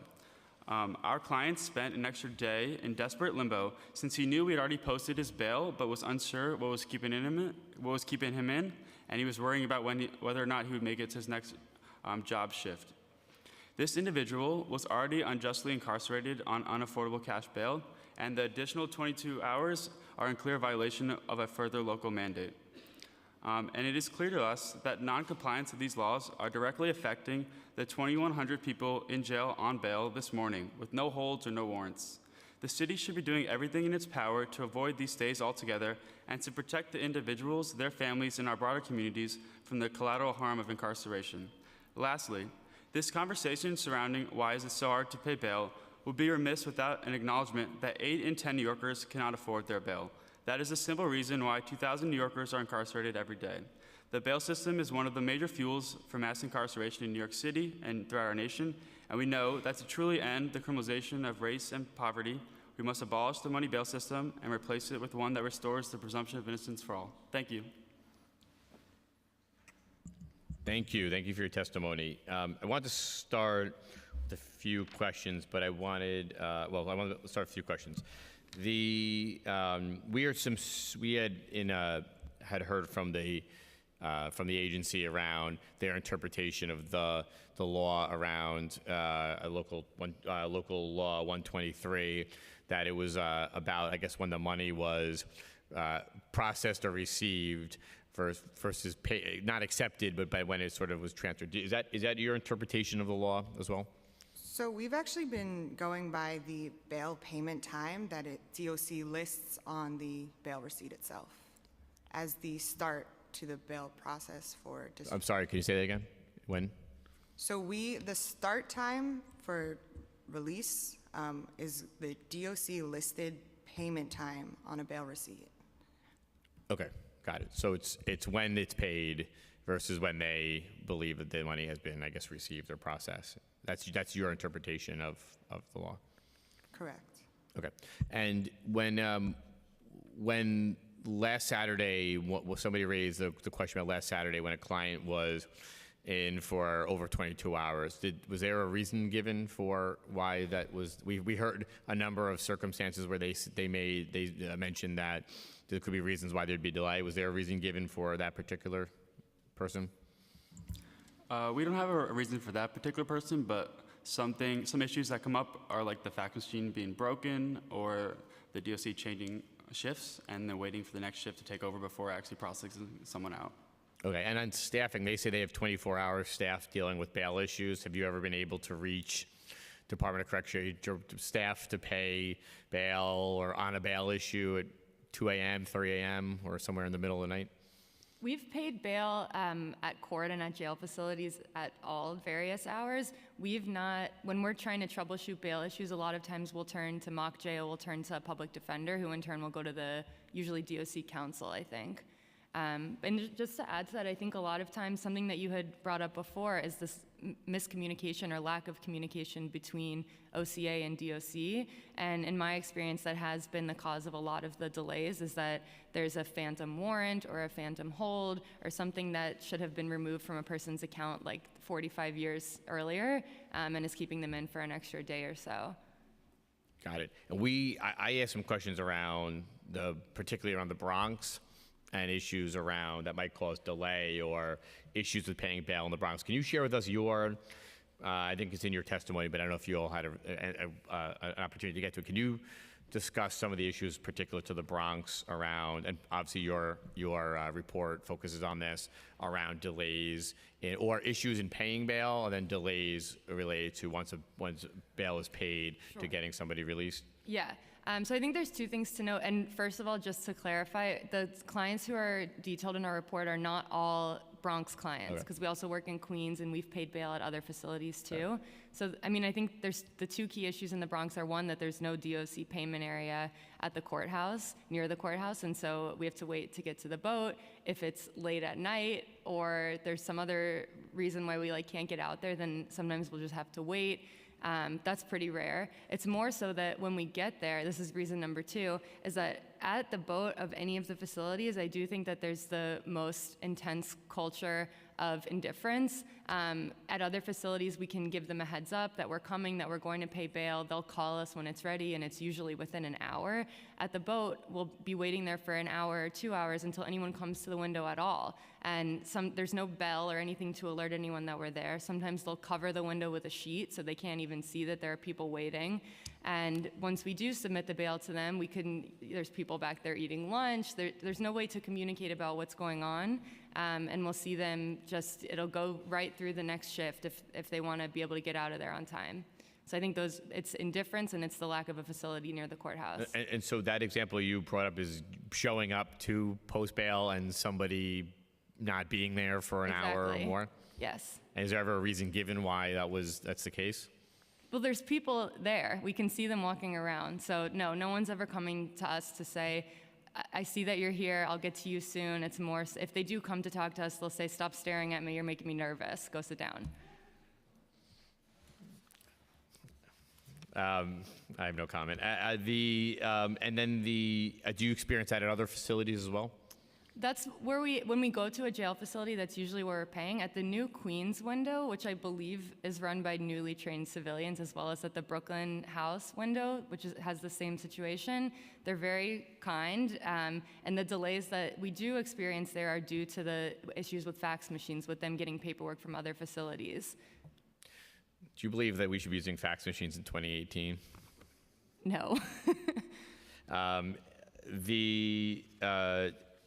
Okay. Do you want to ask a question? Yeah. Can you talk to us more about, we saw some announcements that were made today, which I believe was in response to this hearing. We also, I think, were made aware of them through the Daily News. And can you, originally from the Daily News, can you share with us your thoughts on those improvements and then additional improvements that you feel like, recognizing that just basic compliance with the laws that we have today is a starting point, but can you let us know what your feeling is on those announcements today, and then second, other further improvements that the city and the DOC can be making to help facilitate the payment and the release?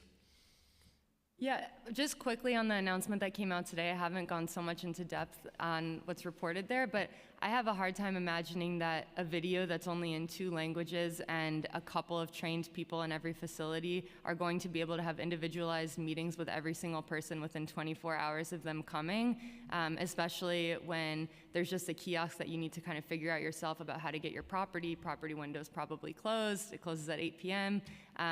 I don't know that it really reaches that level of kind of an individualized troubleshooting assessment. Does anyone else want to talk about other improvements? I think later on in the department's testimony this morning, they talked about what I view as the more important piece of that law, which is actually providing people with an opportunity to access their wallets, their credit cards, their cash, whatever the case may be, because you can know everything in the world about your bail conditions, but if you can pay with a credit card but you can't access it, what's it worth? So I was glad to hear that they said something about that component of it. I think that's super important. And again, it's something that I think I'm asking this council to start proactively investigating. I mean, one of the things that they said is that these kiosks where folks can pay their own bail will be up and running by January 1st, both in facilities and the jails. Let's get some investigators in those locations on January 1st and see if that's actually true. Because again, I mean, I sat at the Board of Correction meeting on November 13th maybe it was. And I heard a lot of the same stuff. It's sort of vague. Some level of acknowledgement that there's non-compliance, but much more broad, general statements about we will be in compliance. But when you look at the details, when you unpack the Freedom Fund's data, it is incredibly hard for me to believe that by mid-December, their projected compliance date that they gave at the board meeting is at all achievable. And so I think we need to get some outside eyes and ears to see if that's actually true. And I'm just looking at my notes on the things that they said they might be ready to implement. I mean, the dollar bail issue, I know we're talking about a bill on that issue today. Too many people are held on a dollar bail. I think the department agrees, the city agrees. But they talked at the board meeting and today about chaplains or I mean, I think they normally refer to them as chaplains as being a resource to post this. That is not my information. There are not chaplains or imams in every facility. And those that are there, I think at most what I'm hearing is that they are helping people execute their own self-bail paperwork. So it's not this sort of panacea cure-all. I don't doubt that they're helpful, but that's not a policy. You know, that's not an overall reliable policy. And I think that speaks to our general troubleshooting experience. When Elena says that she will contact public defenders in MOCJ, you know, what we do is speak to helpful people in MOCJ and DOC, and they do exist. Let's be very clear. There are a group of captains that we know we can reliably email or call, and even if they're not working, they will assist. So it's not like the department is devoid of folks that want to help. I believe that sincerely. But the liberty of our clients should not depend on the availability of a certain number of helpful people.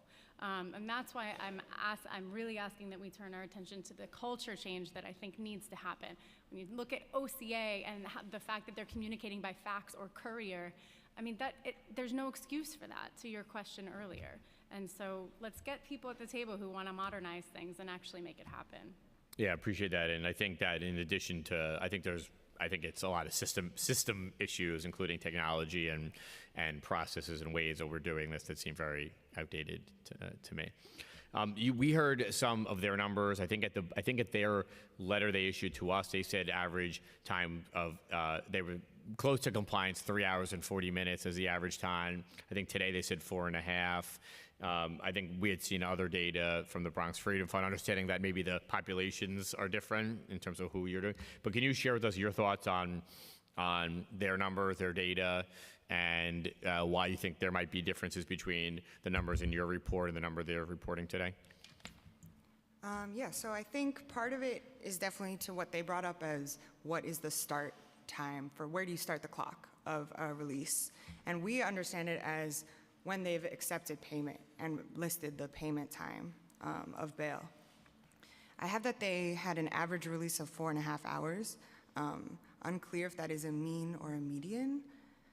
For our numbers, we've been tracking since January of this year. We've done every installment of the bill as far as the time frame requirement as well as overall. And so overall, our average mean is 9 hours to their 4.5. As far as the current installment of 3 hours, they listed that 19% of people are released from a jail facility within the current 3 hours or less. We have that as 7%. And can I ask a follow-up question? You're doing Queens and Bronx? Correct. And how many people? How many cases were studied? Roughly 25 cases a month. A month. And for how long? Since January. In January, okay. So it's possible that what I'm really asking is if you have different data than they do in terms of average times, mean and median differences between times, it's possible there are just some facilities that are much worse than others, and they have some that are actually better than some of the ones that you're looking at.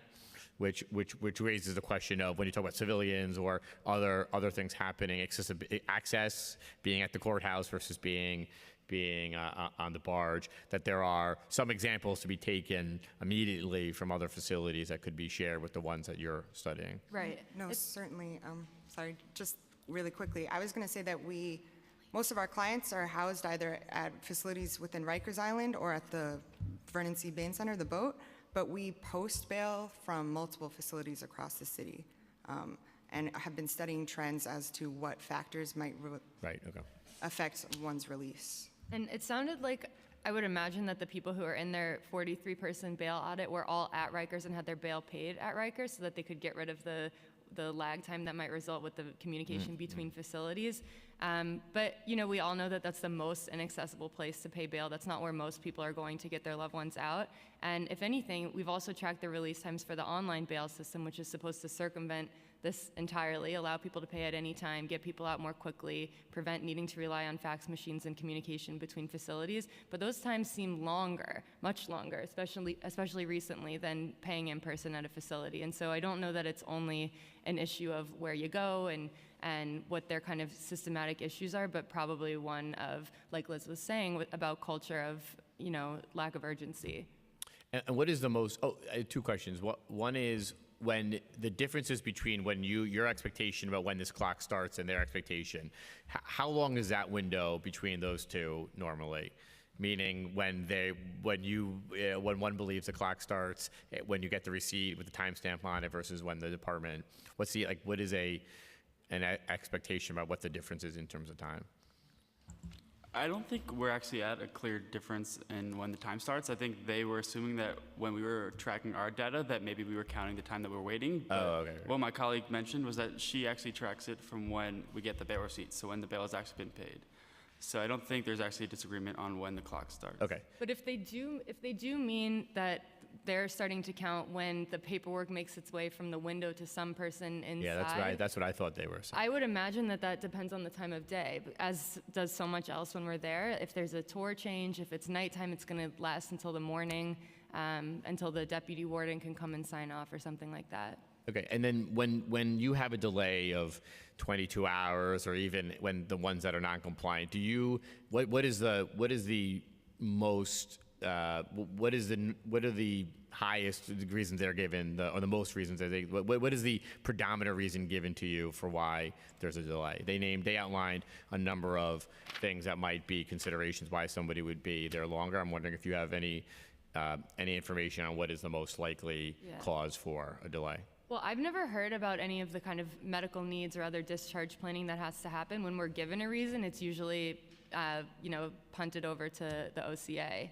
I don't know. I was going to say the same thing of like general miscommunication between OCA and DOC when it comes to like holds being listed on a defendant's account, despite the fact that their attorney has confirmed that the hold has been vacated or dismissed.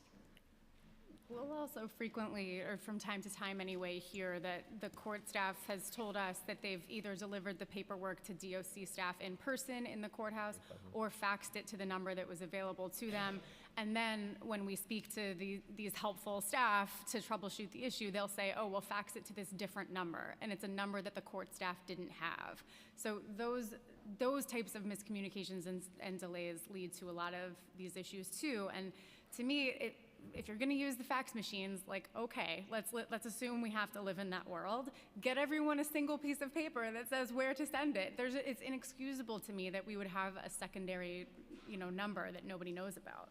Right, got it. Yeah, I appreciate that. I'm going to stop my questions there in respect to time, but I think Councilmember Holden had a question. Yeah, it's not so much of a question, but I'm just stunned that a property window can't be left open, or at least somebody doesn't have access to it to get the belongings when the person that's released, or that a coat can't be provided. We heard the administration say that a coat is provided, yet people are being released without coats, without their property.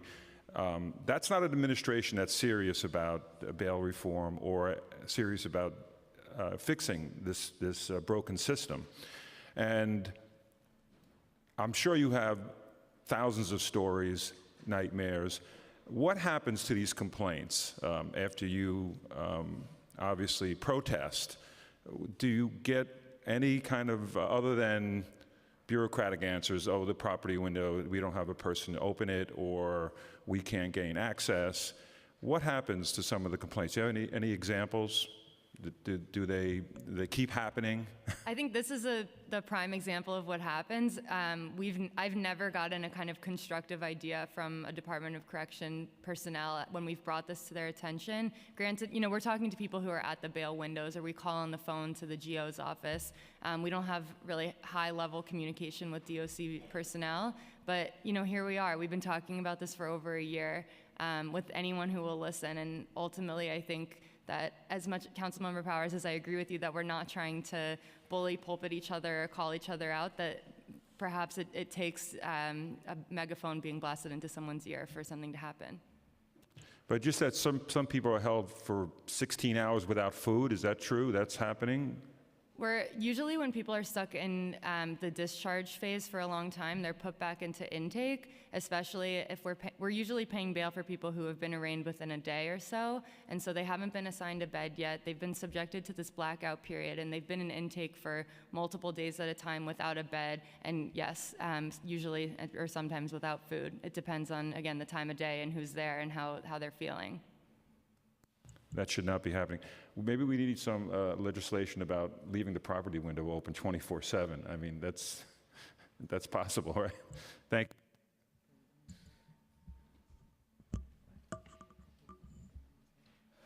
Thank you. Just final question here is, with the announcement today and with the bills that we have that we're hearing today, are there, I think I asked this, but I want to ask one more time, are there additional recommendations? We have some of them, and I know Chairman Landsman also recommended having some more participants in the working group. Other recommendations in terms of easing the process for paying, and then also improving the process related to making sure folks are released in a reasonable amount of time, or being compliant with the law? Yeah, something that we talk about a lot is what Yona brought up, that the real reason why people are in is that they can't afford their bail, and that nobody can afford their bail. And so, we were excited to see the Vera pilot take off with an ability to pay assessment.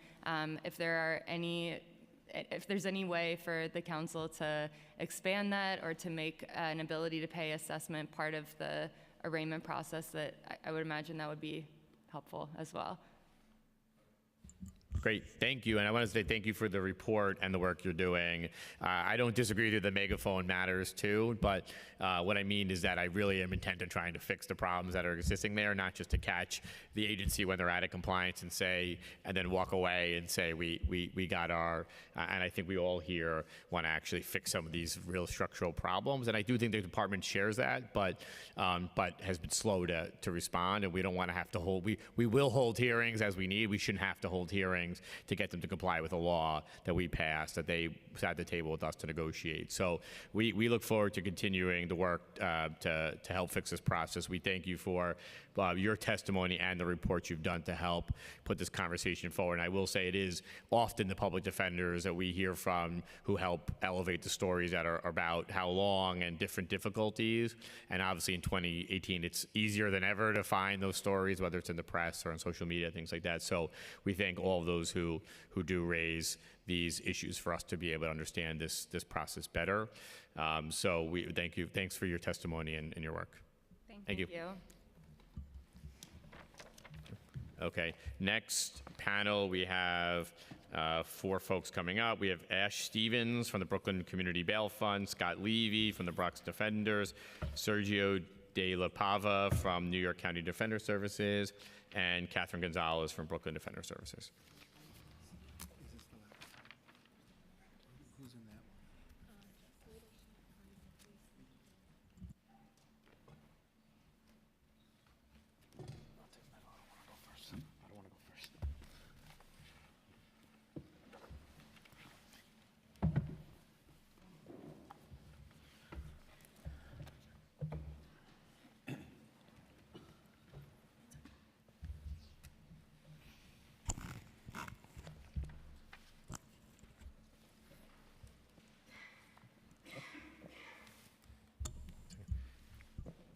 Waiting for one more.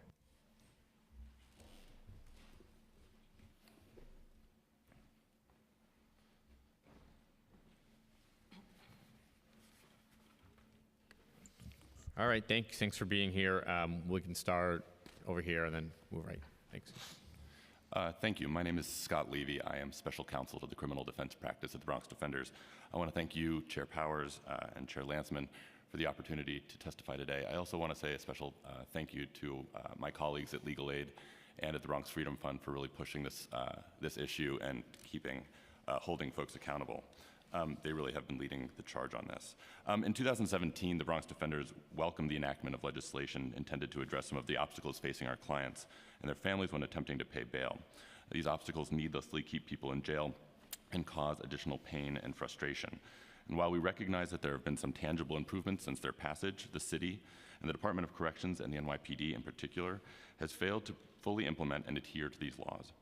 The unfortunate reality is that many of our clients and their families continue to front the same obstacles today that existed last year. And as the Freedom Fund's report shows, there is still a long way to go. Many of the bill's mandates remained unfulfilled, and significant challenges remain.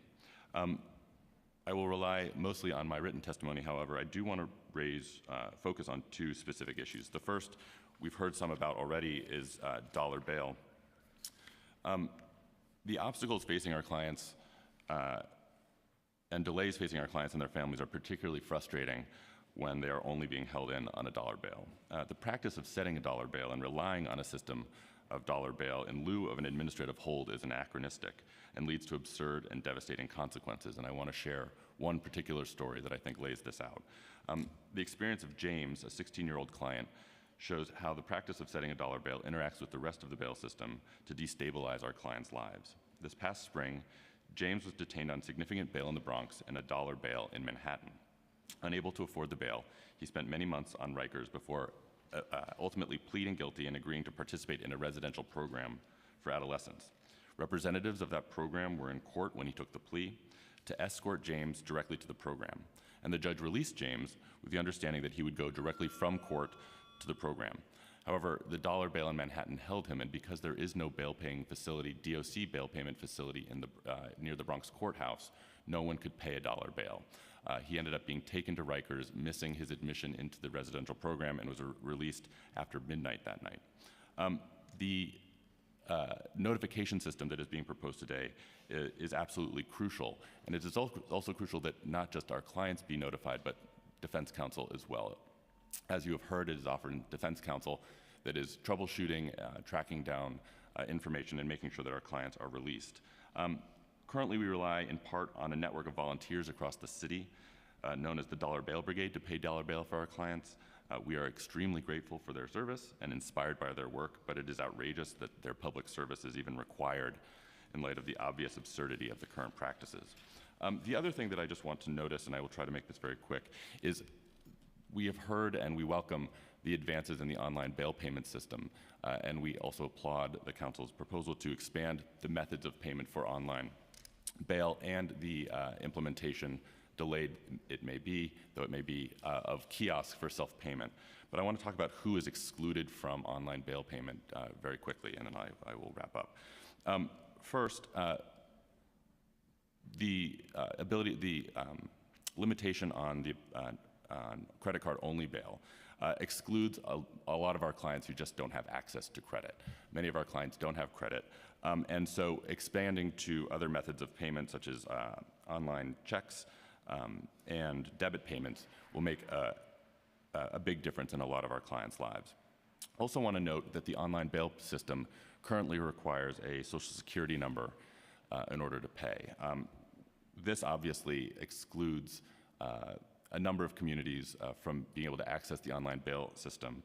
And we think that if New York City does not require a Social Security number to get a New York City identification card, the online bail payment system should do the same. And I just want to end by saying that the online bail system, again, while welcome, should not be the only focus of the city's efforts. A 2015 report by the Urban Institute found that 21.8% of households in the Bronx do not have a bank account, compared to only 12.7% in Brooklyn, 8.8% in Manhattan, 8% in Queens, and 7% in Staten Island. Many of our clients and their families are just simply excluded from the financial system across the board. And so the lack of a bail payment facility in and around the courthouse is inexcusable, particularly in the Bronx, where people need the physical place to actually pay bail. We want to make sure that the focus on online bail payment is not to the exclusion of improving the other services, such as the fax machines and accessibility issues. And I will stop there. Thank you. Yeah, thank you. Good afternoon. I'm Sergio Della Pava of New York County Defender Services. Thank you for the opportunity to be heard in support of these two proposals. Bail reform must be at the heart of any attempt at meaningful criminal justice reform.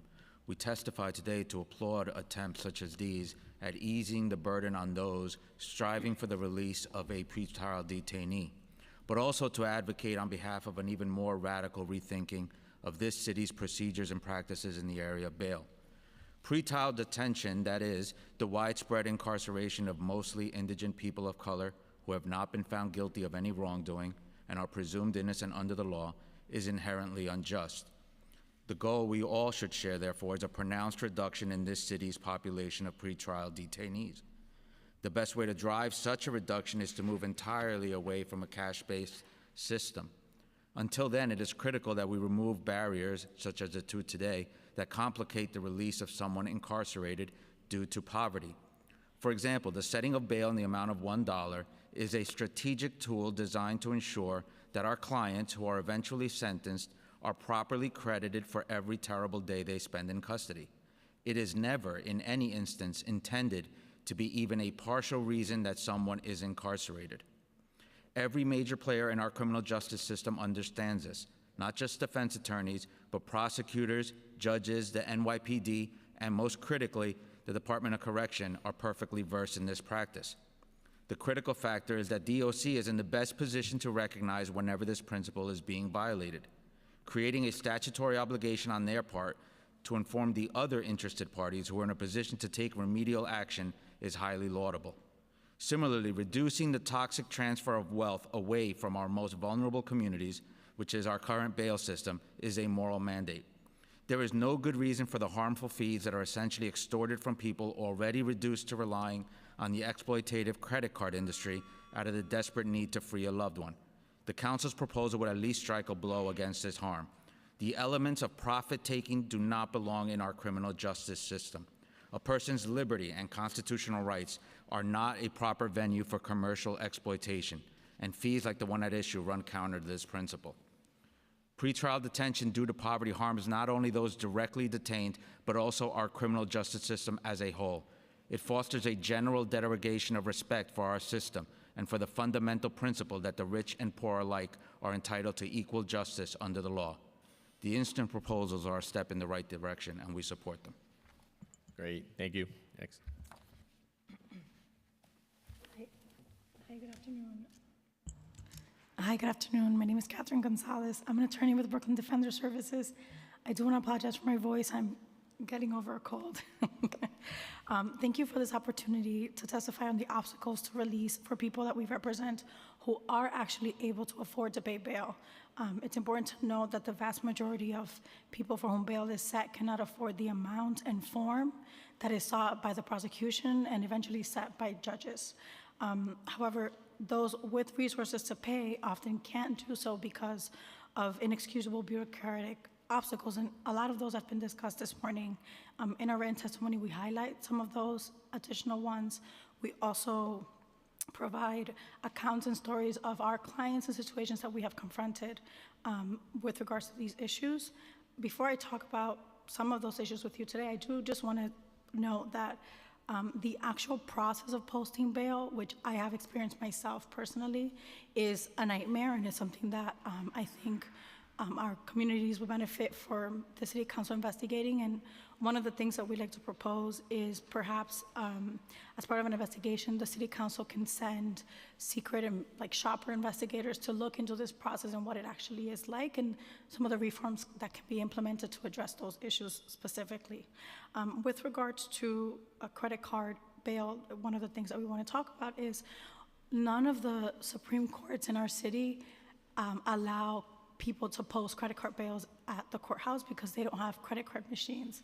And while the legislature implemented credit card as a form of bail in 1986, in 2018, none of the 5 Supreme Courts in our 5 boroughs you're allowed to pay credit card bill because they don't have the machines required to do so. With regards also to the dollar bail, no one in our office has ever received an alert from the city when a client is held in a dollar bail, and it's something that we could easily help to resolve and avoid unnecessary legal detention of our clients. Again, thank you again for this opportunity to testify. Great, thank you. Save your voice. Thank you. Thanks. Good morning. Thank you to the Committee on Criminal Justice for the invitation to testify today. My name is Ash Stevens. I'm co-manager of bail operations at the Brooklyn Community Bail Fund. We're the largest of 3 charitable bail funds here in New York City and the largest in the country. Although we started out 3 years ago serving only people arraigned in Brooklyn, we now also operate in Manhattan and Staten Island. We pay bail for more than 100 of our fellow New Yorkers every month who can't afford it, and nearly 4,000 individuals to date. Unable to afford a few $100s, they would either remain in jail or plead guilty just to go home. I appreciate the committee for calling this hearing to ensure that people aren't held in jail on a dollar bail, that additional fees aren't levied against vulnerable individuals who, when paying bail, and that the bail easement laws previously passed by City Council are effectively implemented. I also want to thank City Council for their efforts to better regulate the predatory commercial bail bond industry.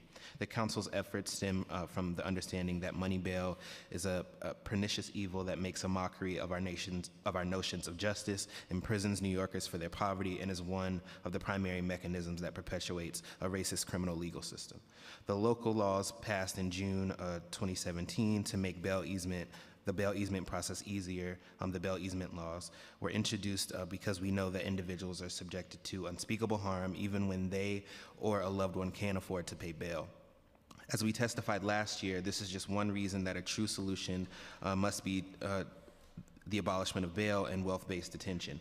Last year, we detailed how people are often unable to reach loved ones for help with bail because they do not have phone numbers memorized.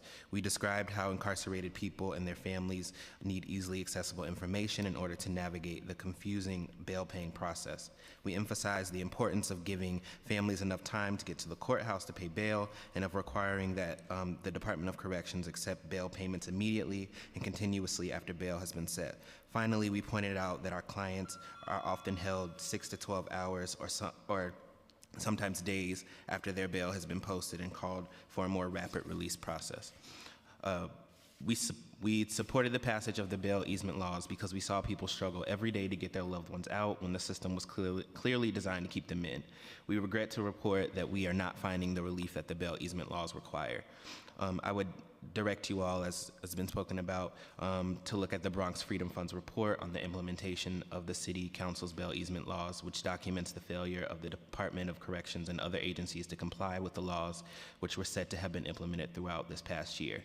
We have also found blatant disregard for the laws in our work this year and would like to share relevant information based on our experience posting bail in Brooklyn and Manhattan. Like the Bronx Freedom Fund, we have found that DOC will not accept bail payment immediately and continuously after bail has been set, as required by Local Law 123.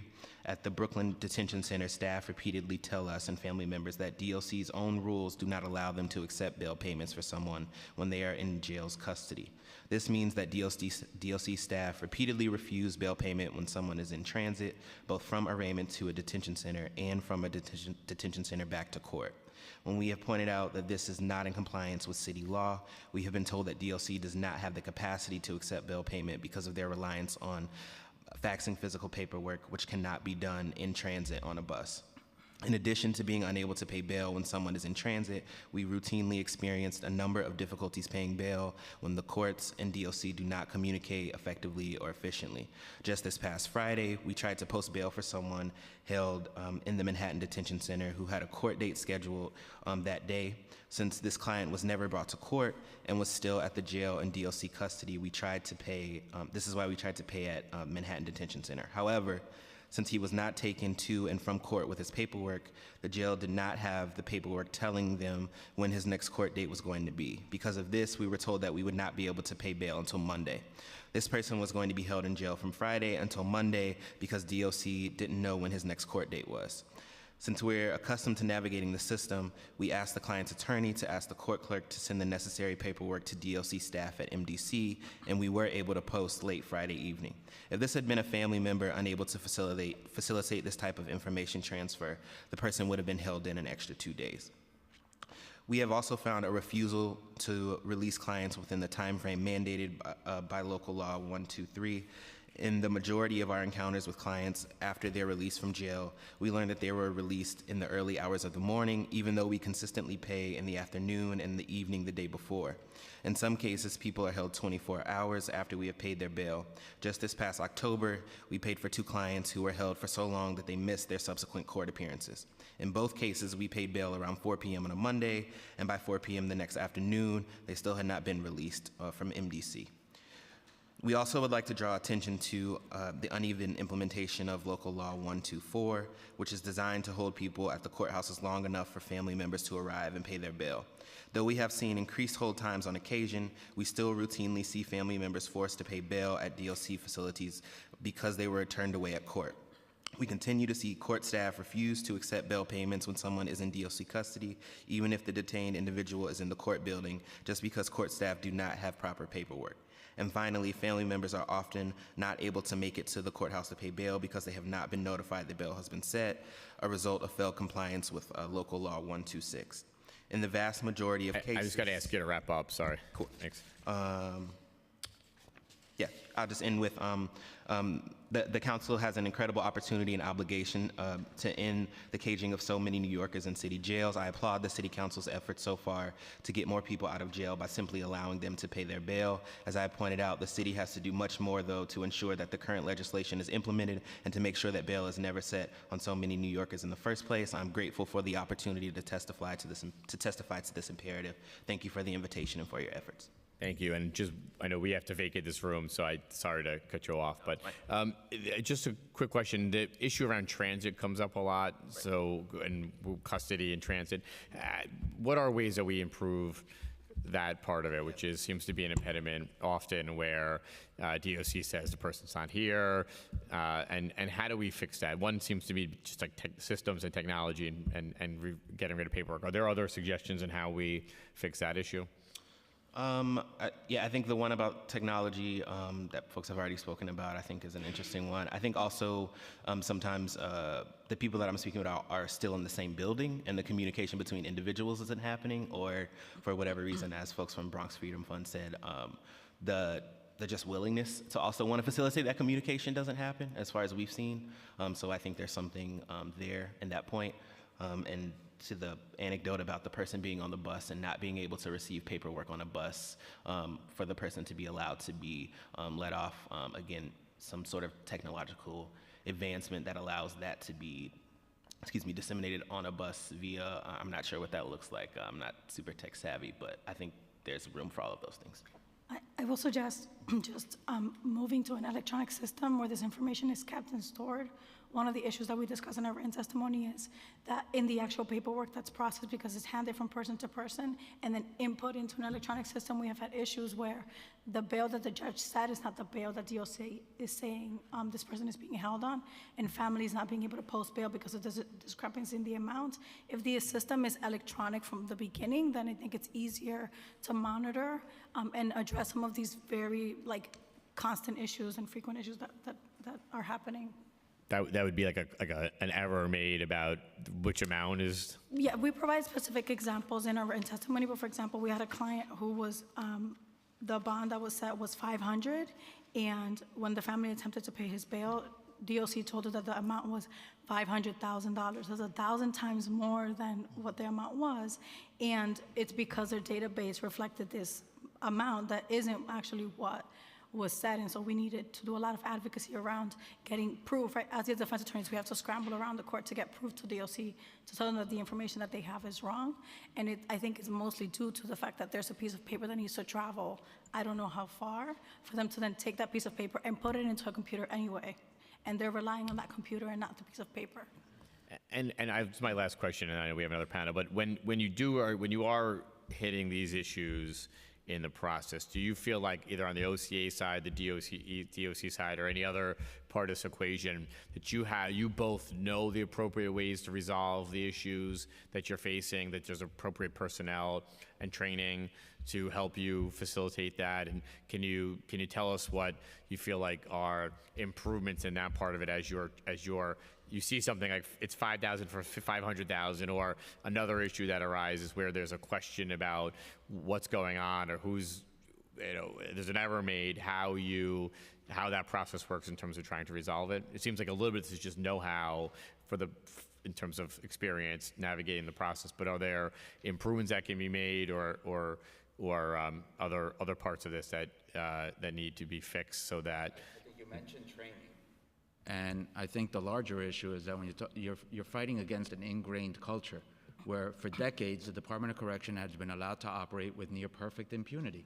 And I've been a public defender for 22 years, and this is just instantiations of what they do. They think that, how they release somebody, when they will take bail, when they will release someone is entirely up to them, and is not the business of the judge, the prosecutor, NYPD, or anybody else.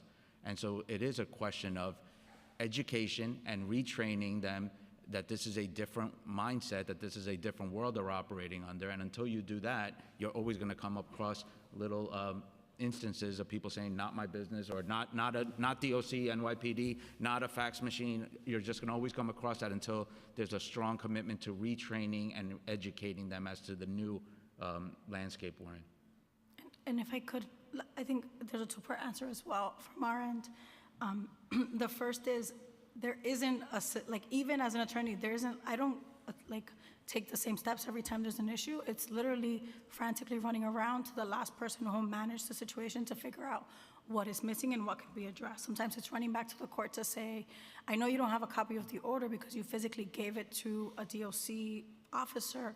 Can you draft another one because you have in your court records that this is the bail that you set, so we can fax it to this other person that I have on the phone who's willing to help me. So there isn't a streamlined system to address these issues or one particular person that you can address necessarily to fix. I think the other thing is maybe we need to be thinking about ways to hold DOC accountable for failing to comply besides us turn talking to, because that doesn't seem to be working.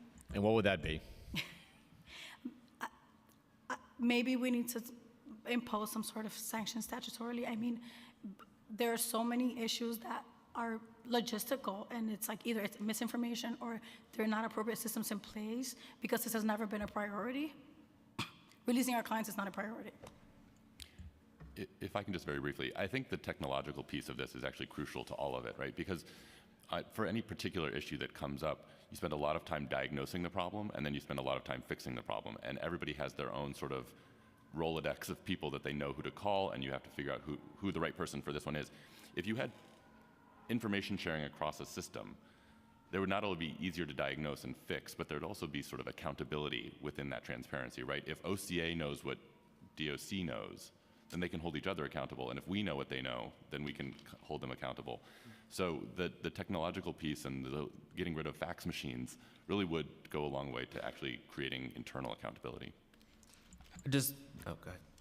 I was just going to quickly add that even if in certain instances we, at the bail fund, at the Brooklyn Bail Fund, do try to call people within these systems to help sort of troubleshoot, also, and probably more importantly to us though, is like people with families, and all of those people don't have access to those numbers. They don't know who to call when these things come up. And so even if we have accountability across our systems, that being relayed to real people who are really impacted every day, that's not happening. And I'm not sure how to remedy that, but that is especially important in this piece too.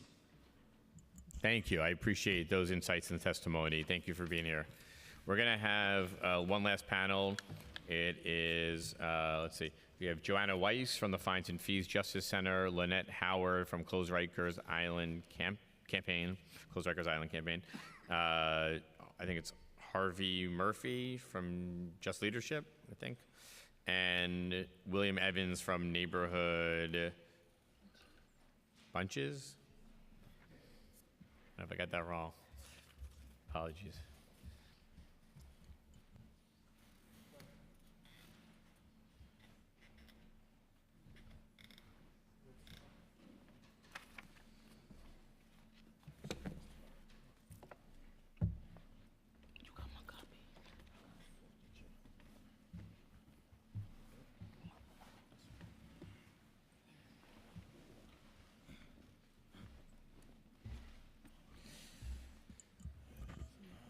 Thank you. I think we're waiting for one more.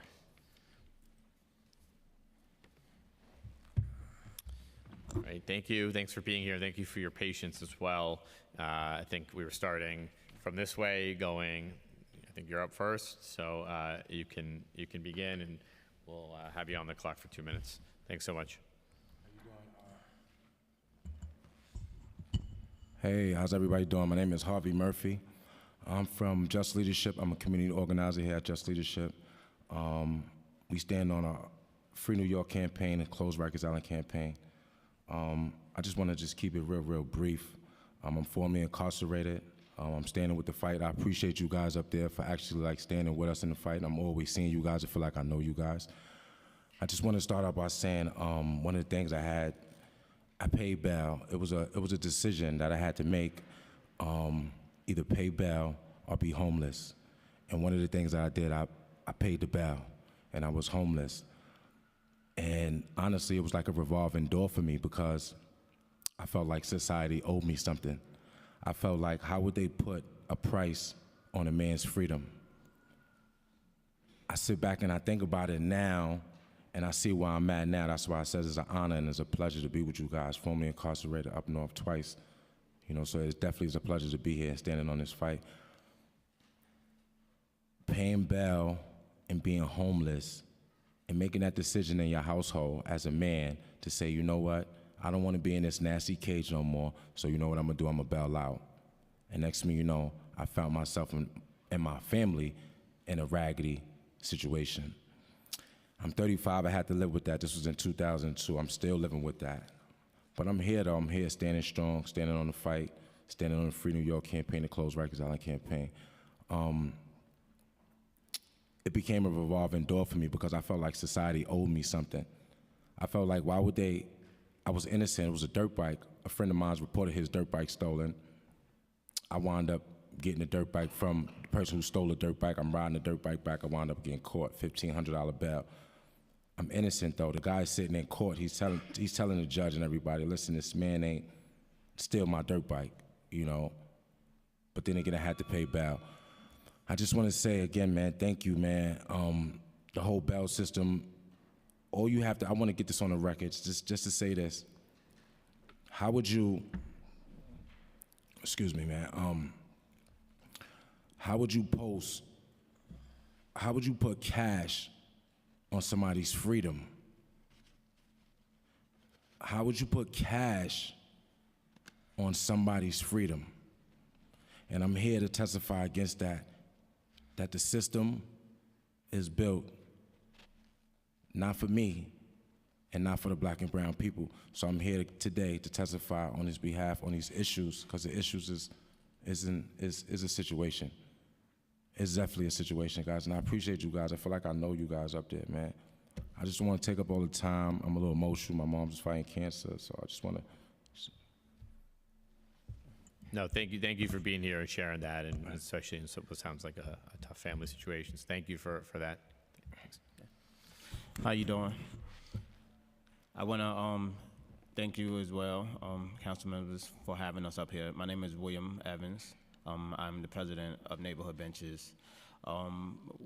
We have a small grassroots organization out in the Bronx where we actually go out and we talk to community members about issues that's impacting them. And one of the issues that come up regularly is incarceration, right? Incarceration and violence. And with cash bail being one of the major issues that a lot of individuals in the South Bronx are being impacted by, I think it's very important that we have this type of conversation. One of our initiatives are focused on NYCC developments, right? And NYCC is something like 4% of New York City population, right? And within that population, you have individuals that's impacted with incarceration on a regular basis. And to have this type of conversation with them about incarceration is not something new to them. They're bringing up these issues every day. These are individuals that's being arrested for minor charges still as we speak. And when we talk about the process, these are also individuals that's being impacted at multiple levels. For example, when they're arrested and they're going into the precinct, the thought of bail is always on their mind, but they're only allowed to take $100 with them through the system while the rest is being vouchered. That same money that's being vouchered, whether it's for rent or whether it's for anything, is also being taxed. And it's a longer process for them to even get that money back to even talk about bail. And on top of that, when I heard some of the correction officers up here and they're talking about the process there, if you ever go onto Rikers Island or the boat and you look at the actual process, you will see that a lot of the officers are relaxed, right? They're not as eager to get paperwork done as they are to run to a situation, right? They'll sit back and they'll watch you wait, and this is a regular attitude for a lot of the correction officers. So when you have a family member that's actually going to pay bail and they're faced with this type of for lack of a better term, disrespect, they lose interest in paying bail. And then when you have situations like this and this type of conversations take place in your own community where you're already impacted by multiple things, you lose interest in believing in the system that's supposed to be there to help you.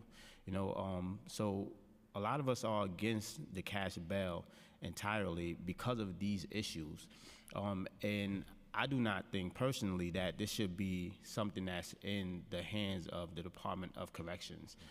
Because they're so lenient and they're so laid back without interest about individuals returning home to their families, a lot of people are sitting on Rikers Island.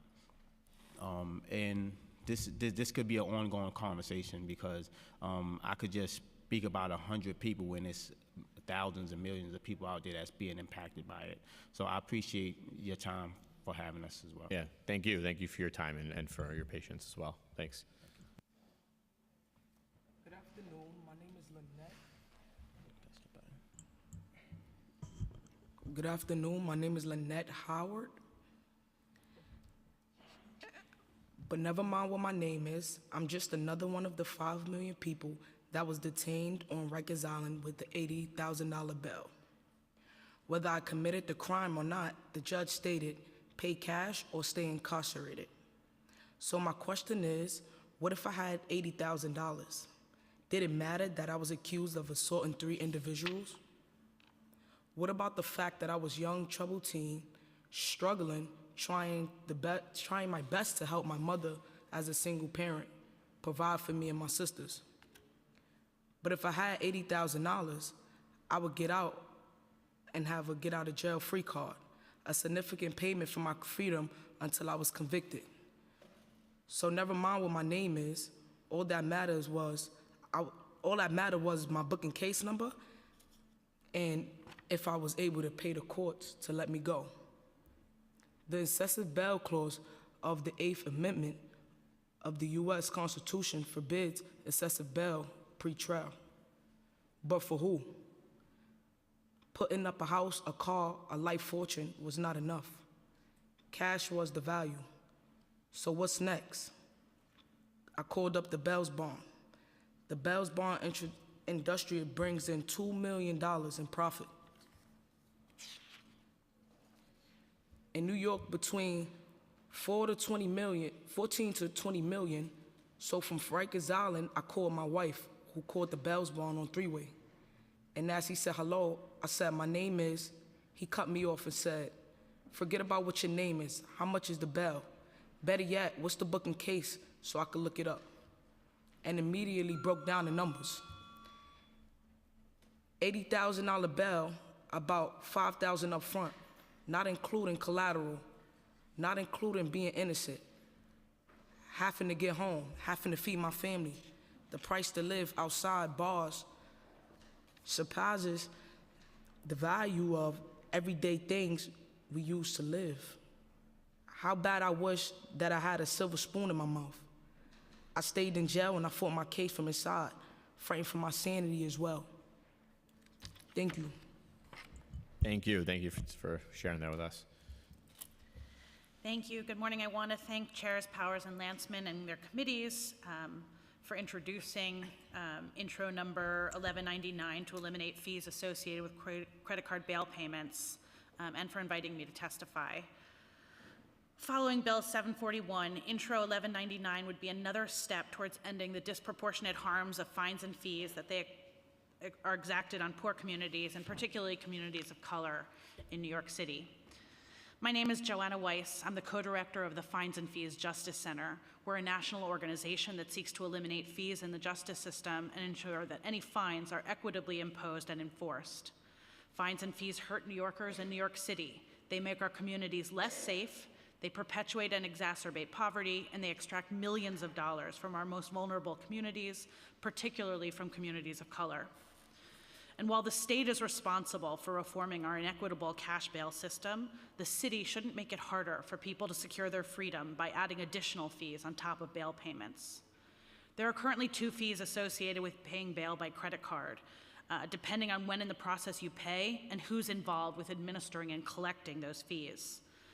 One is a 2% fee that's assessed by one vendor that was hired by the city. The second and far higher credit card fee, up to 7.9% of the entire bail payment. The reason that fee is far higher is because a private company called JPay, a subsidiary of Securus, the company that currently charges unconscionably for jail phone calls in New York City and around the country, has been allowed to profiteer off of people trying to pay bail. The Fines and Fees Justice Center strongly endorses Intro 1199, but this reform isn't enough. We ask the City Council to eliminate all fees in New York City. That includes fees imposed by the city itself, such as the DWI probation fee and fees for diversion that are assessed by the Mayor's Office of Criminal Justice. We also ask the Council to ensure that the city ends the use of fees that are assessed by private entities, including most diversion fees and the array of fees that are charged to people who are incarcerated in city jails. Though Intro 1199 is without question a step in the right direction, it will not prevent JPay, Securus, and other companies from continuing to extract millions of dollars in fees from people who are incarcerated in city jails, as well as from their loved ones. For example, when families and friends put money into their loved ones' commissary accounts to support their basic needs, JPay pays a fee of at least 20%. JPay keeps a fee of at least 20% of the deposited funds. This profiteering off our most valuable communities must end, and we're asking for the Council's help. The Council should also require that the Department of Correction make public all of its contracts with private entities that provide services to people who are incarcerated in city jails. Contract with private entities must explicitly prohibit profiteering through fees, markups, interests, or other costs imposed on people who are incarcerated in their communities. Finally, the Council should ensure that anyone who's eligible for a diversion program be able to participate in that program regardless of their financial circumstances. When the city or a third party providers charge fees for diversion programs, it can prevent people who can't afford those fees from participating. Diversion programs are good for all of us. They allow people who do not need to be incarcerated to remain productive members of their communities, keep their jobs, and support their families. Diversion programs improve public safety in New York City because they address underlying problems like drug addiction and mental illness that can result in criminal conduct. And finally, diversion programs can also result in huge savings for taxpayers, since incarcerating someone at Rikers can cost nearly $200,000 a year. No one should be denied access to diversion simply because they're poor. Thank you. We look forward to continuing to work with the Council to abolish these fees in the justice system and to ensure that the criminal justice system in New York City is funded equitably. Thank you. I want to thank all of you for your testimony and sharing your personal experiences. And I think on the final point around fees, you know, the council made an effort to eliminate fees on telephone calls earlier this year that the speaker had a bill on, which we thought was a good step. And this would be a continuation of that. But I know I and many others feel like private companies shouldn't be profiting off of others' pain, and that we have a responsibility to eliminate and at the minimum reduce that, and that the sort of added, hidden, or unintended costs that arise even as we try to do things at the state level around bail and the bail system entirely, that we have a responsibility to make sure that people are not, unduly burdened, but also just fees that the city or a private company collects. So we hope that this bill will be another step towards that process. And as I noted earlier, I think 8% on a credit card fee should not exist, period, but it certainly seems higher than what the market gets in other places. So we appreciate all the testimony. Thank you for the testimony. Do you have a? Okay, so I just wanted to, I'm going to hand over to Chairman Lansman, but I wanted to thank everybody for being here. And as I noted earlier, I think that the stories that are put forward had continued to reflect to us that the city has a lot more work to do to make this system work better and be easier for people who have to interact with it. We have a lot of work to do at the state level and probably at the federal level as well to make the bail system just significantly better, if not erase parts of it that have no place here and really cause harm to people and communities and families. But what we want to do here at the city is to make sure that those who should be free, should be at home, should be with their families, should be at work, should be continuing their lives, are not being held. In one case, we heard almost a weekend beyond when they should have been, when they are actually meeting the demands that the city unfairly puts before them.